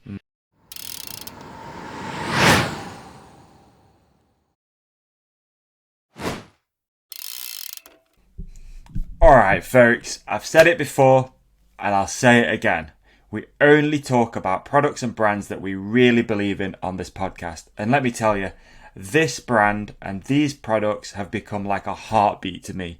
I cannot live without them. Of course, I am talking about Crankworx. Now, I've been using this, which is the Fix 2.0 massage gun for a while now. It has got an ergonomic design. A rotating head helps reach the toughest areas. It's got a quiet operational motor. Speed adjustment on the back. It lights up beautifully so you can see it. It's got a battery life indicator around the edge as well. And it has 5 interchangeable tips. Of course, here they are. Some of my favourites. So yeah, I've been using this one recently though, which is the sort of like the pointy triangle thing, I'll call it. It gets right in there, especially like on the neck.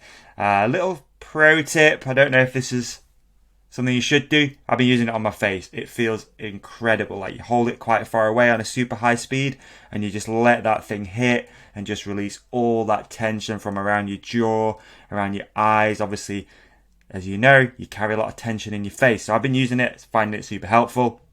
I'm currently training for a marathon.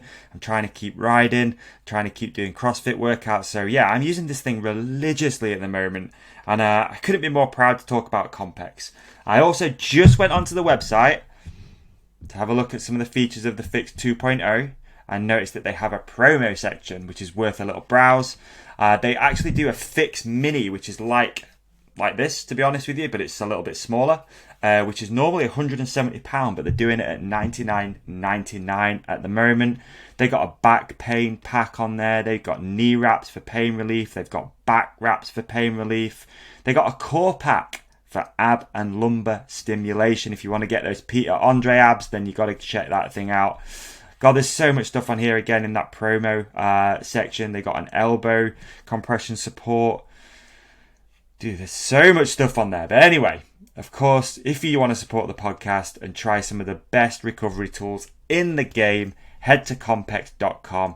If you enter the code THERIDECOMPANION, all in capitals, that's also going to knock you 20% off everything on the store. Unfortunately, it's only available to UK listeners or visitors on the UK site.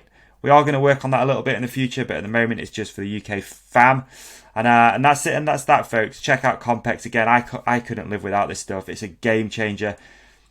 Recovery is important. A little tangent here. It's something I've been thinking about a lot more recently, especially with all the running that I've been doing and also trying to keep riding. You've got to recover good, especially when you've done something hard, high output, because the next day you're going to be sore. So if you can alleviate that soreness, it means the next day you don't have to just sit around feeling sorry for yourself. You can just keep doing fun stuff. And that is the dream, really, isn't it, folks? That's what we're all waiting for and working for. We just want to do fun stuff and feel healthy. So yeah, Crankworx.com. Check out the range of products. Enter the promo code The Ride Companion. It's going to get you 20% off. You're also going to be supporting the podcast. And that's it, and that's that. Thank you, Crankworx.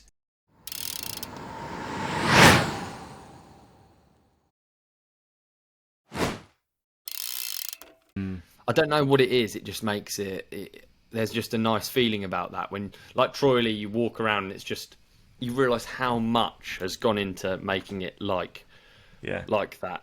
Our studio is going to be like that one day, you know? It's going to be, people are going to walk in there, it'll be like a museum. People will be like, fuck, that's the spike ball hat.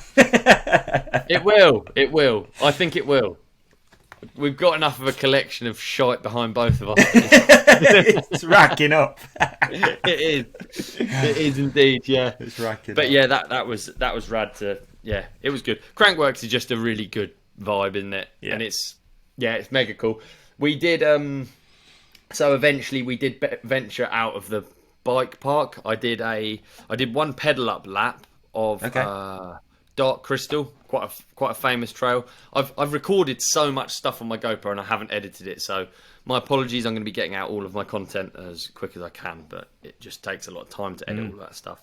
So I did a lap of Dark Crystal. Yeah, that was cool. That's like quite a legendary track. Out of the bike park, requires pedalling up for a couple of hours, maybe even. We actually pedalled up. Me and Bren pedalled up past. I mean, he's just like, what are we doing? Why are we pedalling up? We've got lift passes. But part of me just finds lifted riding weird, dude. Especially, I guess I'm on a trail bike as well. Yeah. But it just doesn't feel like you work for any of it. And you get tired in a different way. And like, yeah, my shoulders and my butt get tired from just descending so much. But also, I really miss pedaling. And I feel like there's something about it that makes you feel like you like... It's not what I think of as mountain biking, as ridiculous as that sounds. My picture of mountain biking has changed. Like, my picture of mountain biking tends to be how I spent yesterday, which is cross-country ride in the morning where we pedal up every hill. Or you could call it an enduro ride, but I don't know. It's cross-country to me. Yeah. And then trails in the afternoon, both of which you work for. Yeah. You know, and then your turns. Yeah, exactly. Yeah. So. Yeah. But not that I'm being complacent. You know, everyone can manage a week in Whistler, I reckon, on the lift without pedaling. But I see what you mean, though. I think you just break it up a little bit, don't you? Just get out and have a pedal, and Exactly. Yeah. So and just you and Bren attack that one. You what? Sorry. Just you and Bren attack that one. Yeah. And we pedalled approximately 300 meters above the top of the track without realizing, and then had to descend down. And when we got to the top of the track, Bren was on a borrowed bike, and the brake blew up, so he only had a front brake. Nice. If anyone can do it, it's almost like, you know, give everyone else a chance. You know what I mean? At this biking thing. He was still quick with just a front brake. Like, I'd wait for him and he'd bomb past me, and I could it's quite hard to ride with just a front brake. Like, a front brake stops you and a rear brake slows you down. So if you think about, like, I don't know, you can't do one without the other, really. Yeah, it was interesting. I thought about braking loads on the trip, because down rocks and stuff, you realise that it's just all front brake. Like, if you follow someone who's not that good at front braking, or like a slope style guy, you realise like the slabs are quite dangerous if you can't front brake and slow down. You rode some pretty gnarly. Oh my lord, we did, yeah. So we went out we were looking for a trail called Trespasser, and I think we got to the top of a lift, and Bren was like, right, I'm with a bunch of knobs here, that this will make a good crew. There's Deeks, there's Pilg, there's Eisted, there's Olly, there's loads of people that are going to be crapper than me at this, and we're going to go and find Whistler's gnarliest trail, literally so he can film us push down it, you know. So we went out looking for it. It's not a bike park trail, this Trespasser Trail. And it is really gnarly. Yeah, you can look it up. Actually, Remy and Johan have done loads of really good videos on like how to get down it and stuff. It's quite like a bucket list trail. I never found it. I would have loved to. Weirdly, it might be up there with some of my favourite riding.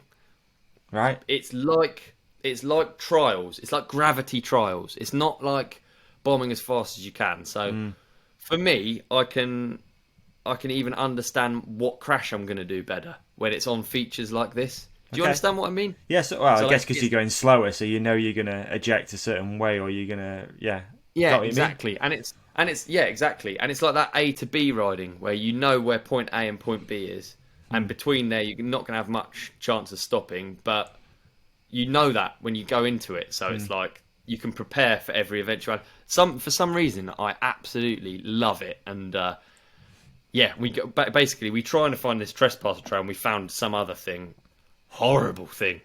You go down all these weird fucking tiny paths, and you can feel everyone's like, fucking hell. You don't know, it might just be a Loma, but you've got that feeling it's not that used. Why isn't it that used? You get to the top of this trail, it's just a rock in the middle of the woods, and we're out there in the middle of the woods, and you kind of don't know where the trail goes, and you can see a bit of moss has been rubbed off. It looks just like a cliff. You look over the edge and you're like, oh yeah, there's a braking zone down there. You couldn't guess. I think Bren put a vlog out of this ride. Okay. And has he put one out already? Yeah, he's put one out already. We'll link to that in the show notes as well. It's like, sorry mate, I'm giving you a load of work, aren't I? Well, really it's like the gnarliest one or something, or the steepest one, or I can't remember what it was. yeah, it doesn't show quite how horrible it is. And obviously Brendan's very good at it, and I'm okay at it. And then we've got, I mean, everyone's going to be good at it, but it just requires confidence. It's almost all it requires: front brake control and confidence. Oh, mate, I would love to show you some of these things because you wouldn't believe that you could actually ride down it. Yeah, no doubt. It's only through riding out at Rampage that I know that you can, almost.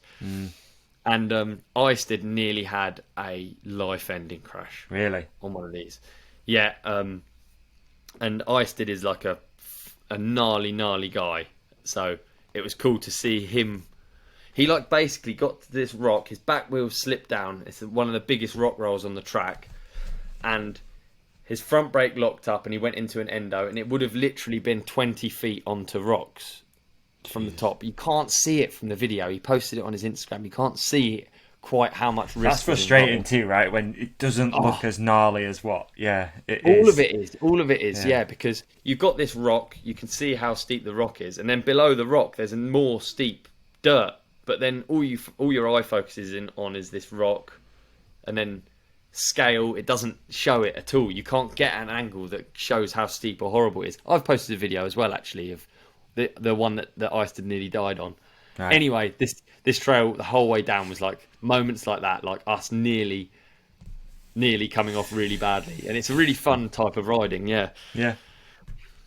Crazy. Yeah, it sounds really fun, doesn't it? Yeah, it sounds great fun. It is cool, and obviously you can do it on a micro scale. You can do smaller rock rolls. You don't have to go straight for like horrible ones or like this Trespasser Trail. I have to go back to Whistler to ride this Trespasser Trail now though, because I've realised it's like some of my favourite types of riding. So I don't even know what you call it.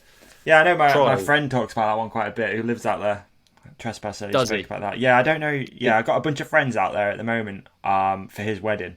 And the guy who's getting married just broke his wrist, but that's by the by. But I think it was out something like that, you know. Yeah.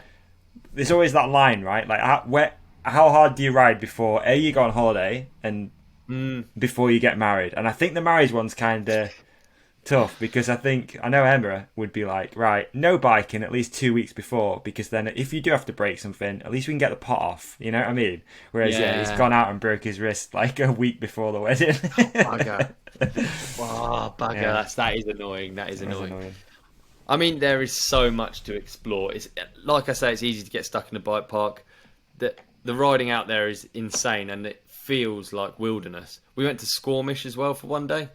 Okay, I need nice. to put that together. That was very cool as well. We uplifted it with some... my homies, my Tasmanian homies, me and Deeks met in a bar. They're podcast fans. We ended up hooking up with them, and they had a hire truck, and we ended up shuttling and in Squamish. So how cool is that? Shout out for the companionship coming through. How cool is that? I've as fucked always up here because I can't. I need to find their Instagram names. I meant to do it in my notes. I'm very annoyed, but big shout out to the Tassies. That was it. We had one of the best days riding with them, and it's all from the companionship that we got talking to them. So the 3 listeners in the companionship from Tasmania were out we met in Whistler.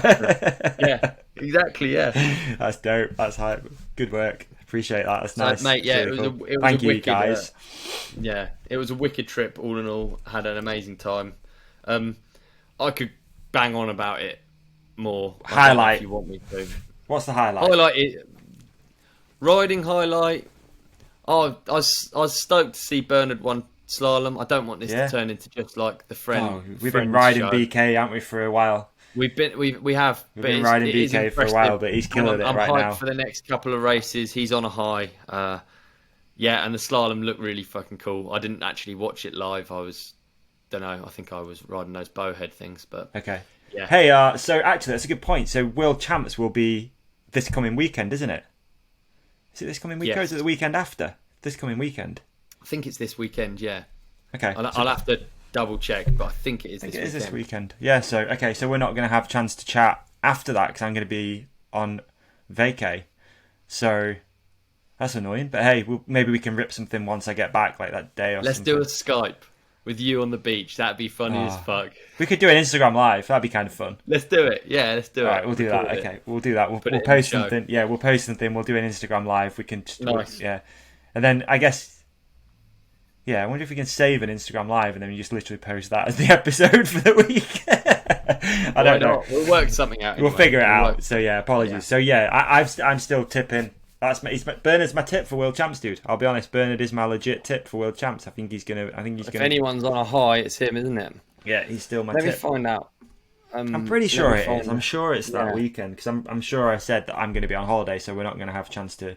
And that'll be our 60th episode, which at the moment we've not recorded it yet, but we think we're going to get Rich Payne on. Yes. Maybe we should do a double drop this week. Nah, I don't know. We'll talk about that off air. We could do. 27th or 28th of August. Yeah, I'm away then. Yeah, I get back on the 1st.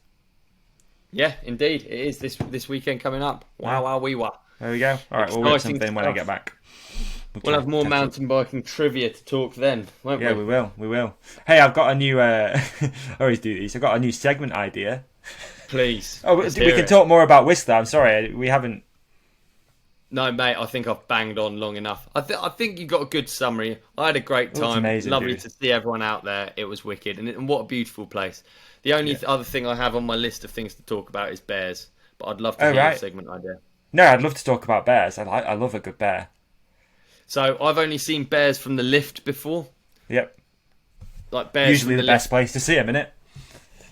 Yeah. Up high. Yeah. I mean, looking down. I know. Yeah. I mean, they're not aggressive animals. They're just the little black bears that you see in Whistler. They're not really a thing to be worried about as such. They're not like any animal. It has no interest in attacking you. But they are roaming around that area, right? They're just in the bike park and stuff, yeah? Not only are they in the bike park, they come into town. And we saw, from one of the bars one evening, we saw a big fucker. Because quite often they look like dogs with... And then you're like, fucking hell, the dog's got well straight legs. And then you realise it's a bear. Well straight. You know what I mean? Yeah. You're like, Jesus, that dog's walking really straight-legged. No, it's a bear. Why has the dog got shoes on the back legs? Oh no, it's a bear. What is it? That's what it is. It's the fucking... How weird is this, right? Dogs' legs bend backwards or they've got high ankles, right? Yeah. Think about a dog's legs. Yeah. I don't think bears do. Let's look it up. I didn't know that. What they like? More like human ones? What is it that makes bears look different? More like human ones. I'll let you do that, Google. You can have that one on your search history. Yeah, dude, they got knees like humans. Have they really? Yeah, and then that's why they've got like feet that look like shoes. That's what it is. I've summarised it. Because when they do stand up, they stand up like a human, actually, don't they? Have like a little knee bend, almost like they're going to do a squat. Exactly, yeah. Let me... There you go. I mean, they look really quite human, actually, on their back legs. But that is what it is. So that is what makes it different. You watch it walk and you're like, Jesus Christ, that dog's got really long, straight legs at the back. But it's because they don't hinge at the ankles. Dogs basically have their heel halfway up their leg, if you imagine it like that. That's actually how it is. Yeah. They're on tippy toes the whole time with their heel halfway up the leg. So, there we go. Anatomy. Bear anatomy. There's a song for that. It's just the bear anatomy. The knees bend different to the dogs. They bend a little bit more like humans. Yeah. It's just the bear anatomy. Yeah. It's good. Nice. That was nice. So we saw a big one out of the bar and it was a lot bigger. And obviously any person in their right mind reads all of the signs and stays away from the bear and does all of the things that it says in the signs. But we don't. We want to chase them and look at them and ride it. We're from England, dude. The most compare dangerous it thing to the hedgehog, right? Yeah, exactly. Yeah, I looked up shaved bear. I can't remember who showed me. It's not that nice. It makes you more scared of bears. Yeah, bear with alopecia a bear with alopecia is quite a sight. They look like mangy fucking giant badgers or something. Anyway. So one night we were in the hotel as well, and we saw this same big bear. He comes in every night. He's a big black bear. Big thing. Gnarly. And me and Deeks have run out and got as close as physically possible. Do you see my video on the story? Yeah, I did. You're close. That is close. That's closer than you want to be. That's not zoomed in either, right? You just in there. No, and you can see the bear's eyes. They look through you. They're one of those animals that just look through you. There's nothing in there that is interested in you. It's just like, It doesn't care. It's not that it wants to eat you, but it's just like, like you're in the way. I'm trying to eat rubbish. Just I'm not interested in you. You're puny. Like I guess Crankworx brings more bears to town. More rubbish, more people. Would you say? Probably, yeah, probably. All of the bins. It's funny just going. I love that about travel. Obviously, you know, I bang on about animals every single place I go. I thought you were saying I love bins. I love bins. I love that about travel. No, every place I go, one of the main like things that I get excited about are actually the animals and the nature in each different location. Yeah. And Canada is just like every bin is a certain way because of bears. Like, think how funny that is. Right. What are they? Like deep bins. Metal bins. They have to be metal sided, and then they have like you have to literally open the handle and put it in a thing and then close it, and they're bear proof because bears can't get their little fingers in to open it. Wow. But this guy, he's been coming into town every night apparently, which is sad because eventually they're going to end up having to kill him, not because of he's displayed any aggression, but because it's inevitably going to happen. Someone is going to walk around the corner. Yeah, the bear's not looking for a fight. The human's not looking for a fight. But if you walk around the corner and you're a foot away from a bear, it's going to happen. The bear's going to be like, fucking hell. Because even whilst I was watching the bear, there were people walking through town like in suits. This is a built-up town. This is like a party town. They're walking through town in suits, and you're like, bear, dude, bear, bear, bear. You end up shouting because they're walking around the corner and they're like 2 foot away from a bear. The bear doesn't know either. And in animal language, if you get frightened, you fucking whack them, don't you? And that's what you don't want to get whacked by a bear. No. Oh, it was wicked. Wow. It was just like the whole thing is like a Canadian movie. Sounds like a dream trip, really, dude. Really does. What it actually was. We went through a park. We saw a bear. Next thing we know, we're at a set of trails. Jackson Goldstone's there filming. Next thing you know, bears walking through the middle of the jumps. No one reacts. If you're there, you live there, it's not even like we're like a bunch of giggling tourists taking pictures, trying to take selfies with the bear. And no one really cares. You just think, how weird is this? Jackson's riding a set of dirt jumps. He's sick, by the way. And then the bear just walks through the middle. Yeah. Yeah. So I think that's my summary. I'm going to send you some videos of the bear encounters. I think I've got them saved. Okay. Yeah, we can use them. Bears are cool. Bears are cool. Bears are cool. Is that our title? Bears are cool. Bears are cool. Bears are cool. Bears are cool, dude. Yeah, definitely. Bears are cool. I mean, arguably one of the top of the food chain, aren't they? Are they top? Close. Yeah. I mean, grizzlies don't roll. Yeah, grizzlies don't roll into town very often, but people know where they are, which is so cool around there. Like, just to be aware of like this big alpha predator. And Whistler is built up, but Whistler is on the cusp of real wilderness. You get to the top of the hill and you look the other way, there's nothing for a long way. If you get to the top of the world and you look the other way, that is like hours and hours of wilderness. You don't know what's out there. And people that explore out there, they have either guns, bear spray. You don't have to ride with a bell or anything, do you? But you should if you're out. Like that Dark Crystal one, I think you probably should. I don't know, but I think you probably should, yeah. Yeah. Just so because I think ultimately you're just trying to not startle the bear. Yeah, that's it. Yeah, totally. Yeah, you just don't want to. Yeah, you don't want to come around a corner, do you? Like you say. No. You don't want to come around a corner on your feet and there's a bear, and you certainly don't want to come around a corner on a bike and there's a bear. Because the thing is, that bears front are brake's chilling. going to take a hammering if you see a bear. Over the bars into a bear. Squeezing that thing. Nightmare. Tight, dude. Because all that's going to happen is you're going to startle him whilst he's chilling and eating berries. You know, they're peaceful animals. The only time I think they put out aggression is when they've got cubs, and even then you'd not, you know, you'd have to be stupid to be walking up to one with cubs. Any kind of animal, wouldn't you? You wouldn't like. The people are stupid, dude. Like you say, you know. Yeah, me. You got exactly. You got your phone. You got a GoPro there. You're making content. You think, fucking hell, this is going to be a good thumbie. Me and a selfie with some cubs and a big old grizzly. And that's how people I'm fully get aware into of trouble, it, and I still want to get. Well, I'm just fascinated. I just want to see it up close. I mean, and as soon as you see it up close, you realise the fluffy-looking bear's got scars all over his face, and his eyes look through you. You realise you're not meant to be there. Yeah, you realise you're not meant to be there. No. So, yeah, wicked though, wicked. Good vibes. Great experience. Bears are cool.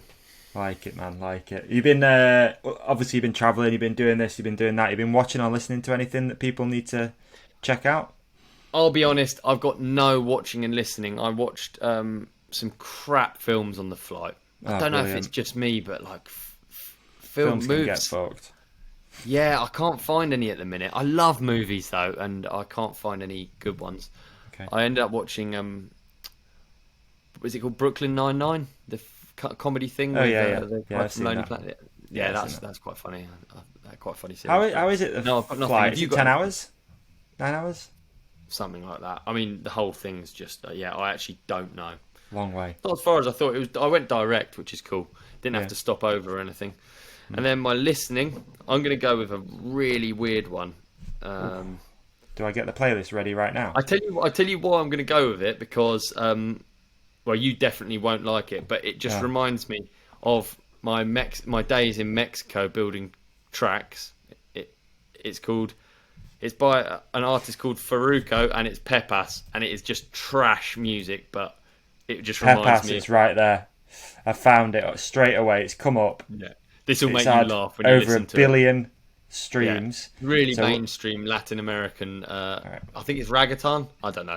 Okay, but it's in the playlist already. It's trash, but it just reminds me of Mexico. So I've been listening to that over and over again, laughing to myself. Like it. How about you? Watching, gotta go with. There's a documentary on Netflix at the moment about Woodstock '99. It's really good. You've said. It's called Trainwreck Woodstock. It's well worth a watch. It's bloody brilliant. Wicked. Yeah, it's just the whole thing was just an absolute clusterfuck. So definitely check that out. I'll not go too deep into it. No spoiler alerts, but yeah, a lot of people writing. Basically, it's what it is. Then listening. Do you remember? I'm sure you will. Do you remember Danger Mouse? You know Danger Mouse. Remember Danger Mouse and Gemini, that album? Yep. Yeah, it's a good one, right? From years ago. He's just put a new album out, and it's Danger Mouse with Black Thought, and it's a whole album, and it's called... Really? Yeah, it's called Cheat Codes, and it's bloody brilliant. There's a track on there. Favourite track's got to be the one with MF Doom called Belize, I think it is. Oh, please. Yeah, dude, they got a track with ASAP Rocky and Run the Jewels, Conway the Machine. Oh, dude, yeah. Danger Mouse and Black Thought. Cheat Codes. Bosh. Good one, that. Yeah, that is really good. And then we're going to try this new segment, okay? We're borrowing this from another podcast that I like. Okay, I think up for it. It's good for fan engagement, listener engagement. Hate the word fan. Listener engagement. We want to see your comments below, right? We're going to Companionship engagement. We want to see some comments. We want to see some... Go deep. We want to know why you've picked this thing, okay? So we're going to call it... Shit. We'll come up with a better name. Podium picks, right? We're going to choose our top 3 of something. Super random. We just go like anything. Top 3 things out of that segment. And I've got one already we can do.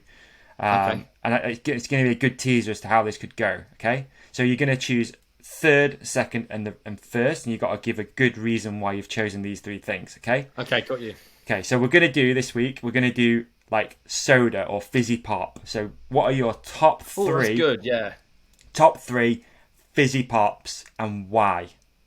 So you've got to give a bit of an explanation, all right? So podium picks. And then we're going to get people, we're going to get people to comment. So leave us your comments, send them in a DM if you really want. Top 3 fizzy pop and a reason why you've chosen them. Can I hear yours first? Yeah, I haven't given it much thought, which is kind of annoying, but yeah, I'm going to give it a go. Okay. Yeah. I feel like I know the answer to number 1, but probably. Yeah, okay. All right, but I just chose fizzy pop because it's broad. We can just everyone can play. This is good. Everyone can play along. All right. No, this is really good. Yeah. So here we go. My podium picks. Top number 3, fizzy pop or soda, we'll call it. In fact, I've got a sleeper. Number 3, I'm gonna go with Lilt because Lilt, old school, always hits good. Hot day, cold Lilt. That pineapple, man, is so refreshing in it, and it just hits right every time. No, it's fantastic. The ads are always great. The ads would not be allowed now. No, the ads would not be allowed now. No, they were quite stereotypy, but yeah, Lilt, dude, Lilt's a sleeper, you know. And every time you see it, it's not something that I'd normally pick up. It's not going to be my top. Yeah, it's not going to be a top. But if someone else bought it me and I drank it, I'd be like, Fuck, I forgot how good Lilt was. Okay, number 3, we got Lilt. Okay. Number 3, we got Lilt. Number 2, this is the... Okay, number 2 is going to be... It's going to be Dr. Pepper, just plain Dr. Pepper. Okay. We're not adding anything in. I've seen a lot of listeners... 23 ingredients, it's enough. 23 ingredients. I've seen a lot of listeners have been finding all these different Dr. Pepper flavours that are starting to emerge, especially in certain petrol stations and stuff. So you've got a vanilla float out there, you've got cream soda out there, obviously, which is my favourite. Is that number 1? No. I got a sleeper. I thought was number 1. No. You've got a cherry out there. There's all sorts. So yeah, standard Dr. Pepper is always... It's actually, in a petrol station, I'm always going to grab a Dr. Pepper. It is my number 1, technically. But my number 1 soda of all time is only available when you're at one of those machines where you do the ice and then you mix. Yeah. So my number 1 is that Coke and Fanta combination. It's a German thing. What do they call it? Yeah. Mezzo mix. There you go. Spezi. That one just came into my brain as we started doing this. But that, loads of ice, large soda cup, 50-50 mix, cola, and Fanta. And you got to have legit Coke. Here? You got to have legit Coke. Don't fuck about with Pepsi, Roller Cola, none of that. I want legit Coke, legit Fanta, 50-50 mix, tons of ice. Let's go. And you got to have a straw. That's solid, dude. Yeah. They're my top 3 soda picks. You know, you should always have a straw because it's better for your teeth, isn't it? Is that what it is? I thought it came up in saliva anyway. But maybe, yeah. I don't know. So they're my podium picks. I like it. Does it have to be fizzy, yeah? Yeah, let's do fizzy. What it is, isn't it? Right. Yeah. In at number 3. I haven't thought about number 1. Oh gosh. Right, in at number 3, I'm going to go with San Pellegrino. Ooh. Blood orange San Pellegrino. And do you know why? It's because you get the foil on the top and you feel like a baller. Yep. That is the exact reason I can no longer say anymore. It distinguishes a standard can of pop to a high-end can of pop. Absolutely, yeah. That's good marketing, actually.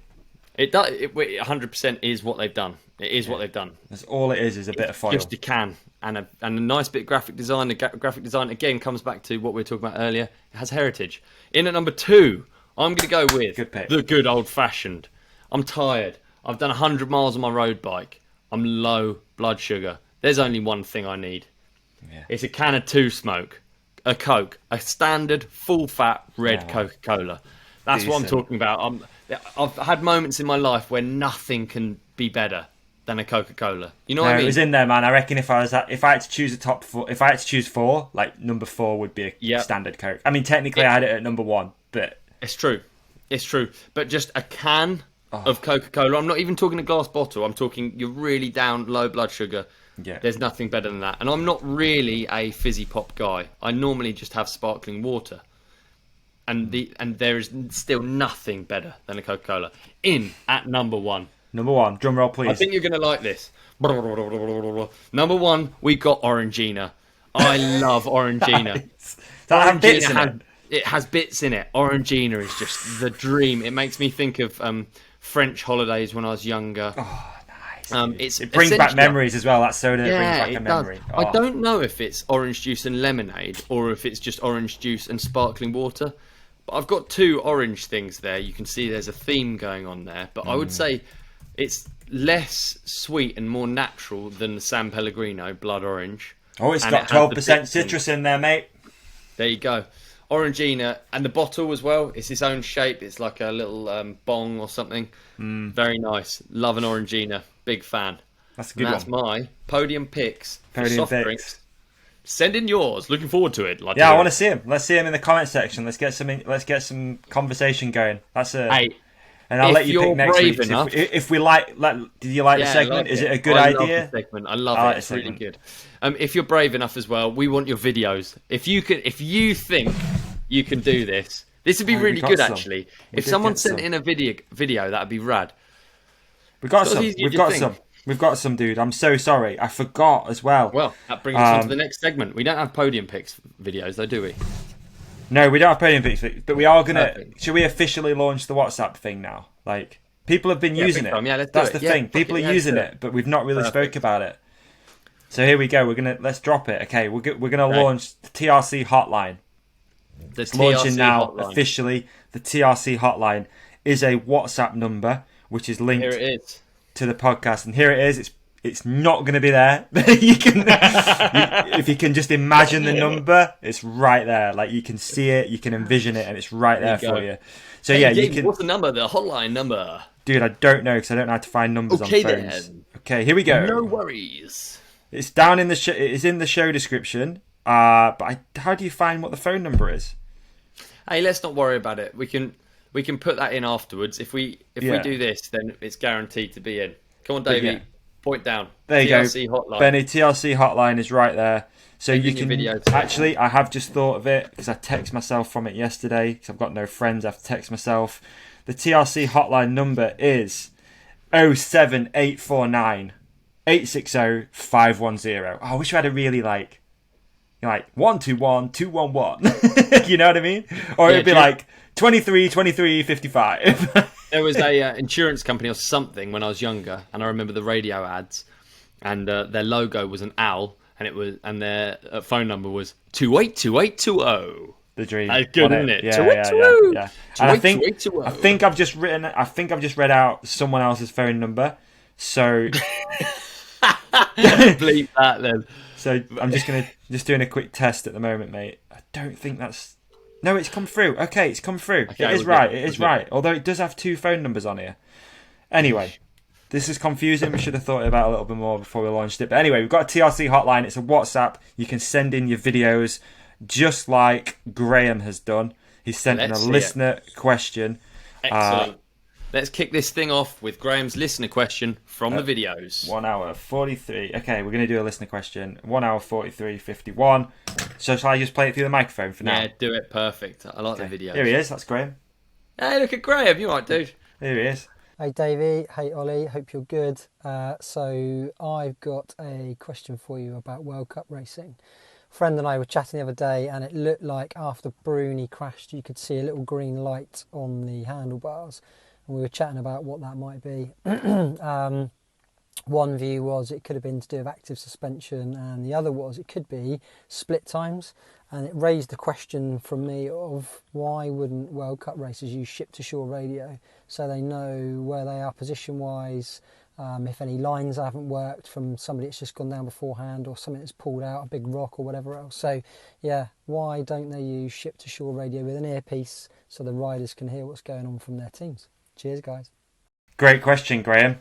Fantastic question, Graham. That's the first one to kick off the hotline, and Graham's coming swinging right there. He's going swinging, and he's at ease. He's not bothered by the camera. He's chilling. No. He's a natural. Graham, fantastic question. So, I don't know what the green light was, but Bruni and his mechanic are known for being super into telemetry. I think it's very difficult to kind of emulate a race situation. I reckon it's going to be... I would say it's very likely to be telemetry. I think it'll be raw telemetry, basic telemetry that... And when you're saying this word telemetry... Yep. I have absolutely... You could be saying in a different language. What is telemetry? Okay, it's a type of spaghetti with a cream sauce. No. Okay, it's a... so it basically is data acquisition. So you could have it's suspension in this case. Okay. I would say probably is what's going on. But they do also record braking. I don't know what they record about the braking, whether it's brake heat or whether it's brake fade or. But there's basically any kind of system that. I don't know what the definition of telemetry is. I don't know if that's specific to suspension, but data acquisition is what I think that will have been, and I think it will have probably been.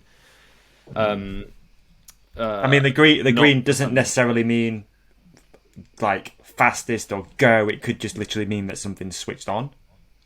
Yeah, is that what you mean? I talked to Bernard about this because we had the idea, I think, on the podcast we had the idea of having live feedback of a track for an enduro racer. It would be really helpful to say, this left-hand turn, go up high, or set up early for this left-hander. I'd love to try it, you know, like just not a race. Like, is it possible to do it? I might absolutely try and give it a go or something. But I don't know. I spoke to Beney about exactly that, and he was just like, in a World Cup downhill, it's not helpful to know if you're up at the split or no. anything, unless you're in like a championship points position where it could be. I don't know if they're allowed radios, because if you got told you're up by a second, chill for the last split, then it might be helpful. It might be, but I think it's. I think this. You just got to be in it. You just got to be in it, and you just got to do agree. it. I feel like any of that stuff coming through could just like take you out of your pattern, your focus, your being present. All of a sudden, you've got this. I actually always think that with the Formula One stuff, it must be actually quite distracting. You're going 190, 200 mile an hour around a corner, and then you get look at the time or whatever comes through. Like, what does that do to your psyche, to your brain? Are you just like fucking hell? Or if it gave you bad news, like the car's not working properly. So the thing with Formula One that we don't have is that they've got motors working at really high temperatures and tyres that are temperature reliant. So they're actually reliant on data. So that the brakes will overheat, the tyres will overheat, they will lose charge. They need to have someone telling them which mode to be in, whether to conserve the tyres. There's a lot of tactics involved, because obviously it's a really long race. They do a load of laps, and there's a lot of time to keep that machine working. So that's what theirs is about, and it is shit. Like, you hear Formula One drivers you tell them, they get told to stay off the radio. The drivers will be like, look, just stay off the radio, I'm trying to race here. Don't just leave me alone. Talk to me, because it'd be awful. And I actually think, we're talking about a 5-minute track here. As much as there would potentially be information that could completely save you, that there was a rock a couple of weeks back when Bernard was, when he qualified second, there was a rock that came into a section of track, and I was just like, fuck, that rock is massive. It was, I can't remember who it was that knocked it off. I do remember that. It fell that. into a rut, Yeah, I remember and I was like, shit, it's massive, like. And in the moment, I was like hyped. I was like, couldn't believe he was about to be second last man down the hill. I was like, oh, I wish I could just feed back to him that, like, if I could just have that conversation. This turn here, are you going in that rut there because there's a massive rock in it? Or I was like, can someone just move the rock? I don't know if they're allowed. Anyway, I don't know if it's helpful, honestly, because if you think about the riders haven't ridden that track since practice that morning. There's been hundreds of people. You're stepping into the unknown in a way. You are. You've got a good idea of the track, but like you say, a rock could just change the entire way that corner rides. If that rock was on the entrance in the braking zone, it's like game over. The entire corner's changed. Yeah, and when someone washes a front wheel over a berm, think how much it fucks it, especially at race speed. Like. You can really fuck a turn, and then you coming into it, you're about to hit it as hard as that last person, and it's not there anymore. There's loads of stuff. It's a really interesting question. I would imagine it's data acquisition. I don't think that anyone has headphones in telling them anything. I don't know, though. I don't know. Great question, Graham. Thanks for sending it in. Thanks, Graham. Thank you, Graham, for jumping early on the TRC hotline before we'd officially launched it too. But there you go, folks. I'm going to do some research now for that reason. So thanks, Graham. Yeah, nice one. Okay. So I just message. I've got Loic's number. I could literally just see if he replies. Go on, do it. Go on. Loic, what was the green light for? Imagine he's just like, shh, e-bike. I last messaged him in 2018. It could be. This could be weird. Hey, hun, you up? Do I send it or not? What do you reckon? Fuck yeah, why not? Right, dude. What should I put? Dude. I would say it's telemetry, because I think that disclose what the green light is. What did he say on his bars? I think it was on his bars. Yeah, I would say it's telemetry, because I think that they've got that suspension, secret suspension at the minute that they're covering up, which I love. Chances of him replying to this message is quite slim, I think. What's the green light? You're not going to start with hope you're good? Dude, hope you're good.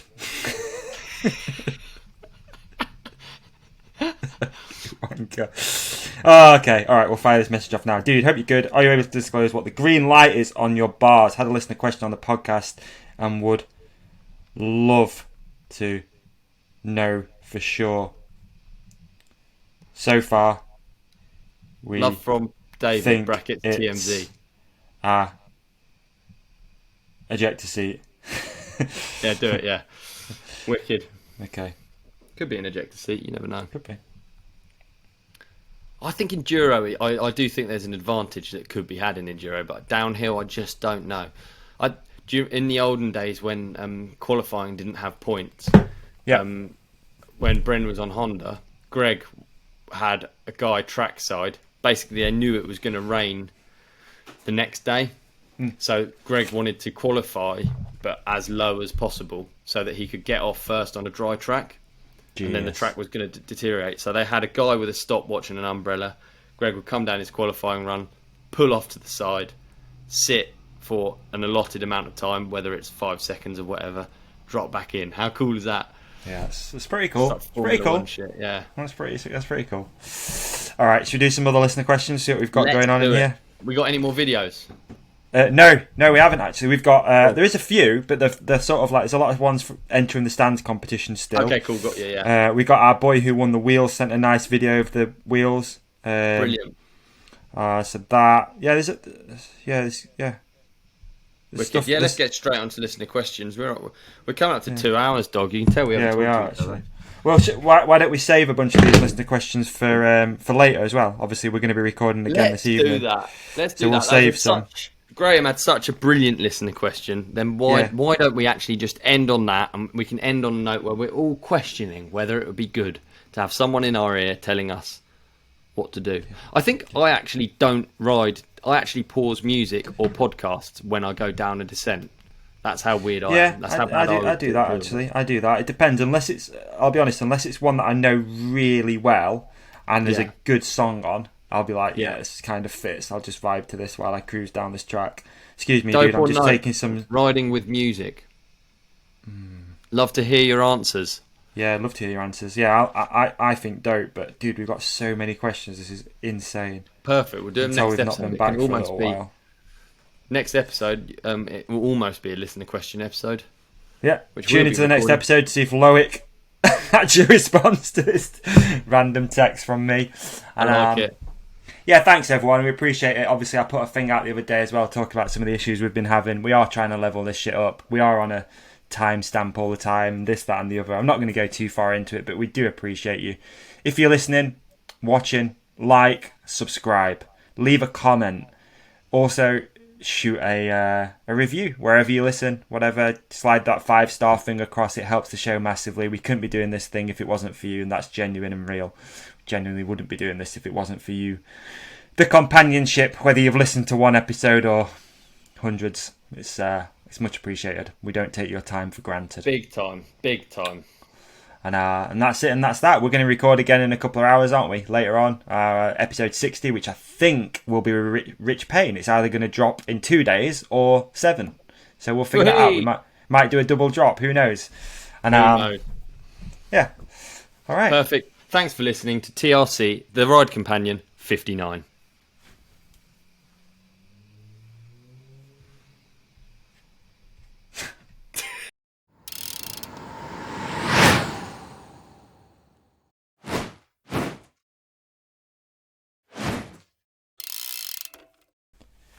So here we are at the end of the podcast, and we would love to keep in touch with you. So don't forget, follow The Ride Companion on Instagram. It's at The Ride Companion. If you just want to follow Olly, it's at OW_23. And of course, here are some clips that we think you might like. And up there, you can subscribe to the channel. We'd appreciate it. We appreciate you. Thanks for watching or listening. Have a great one. Peace.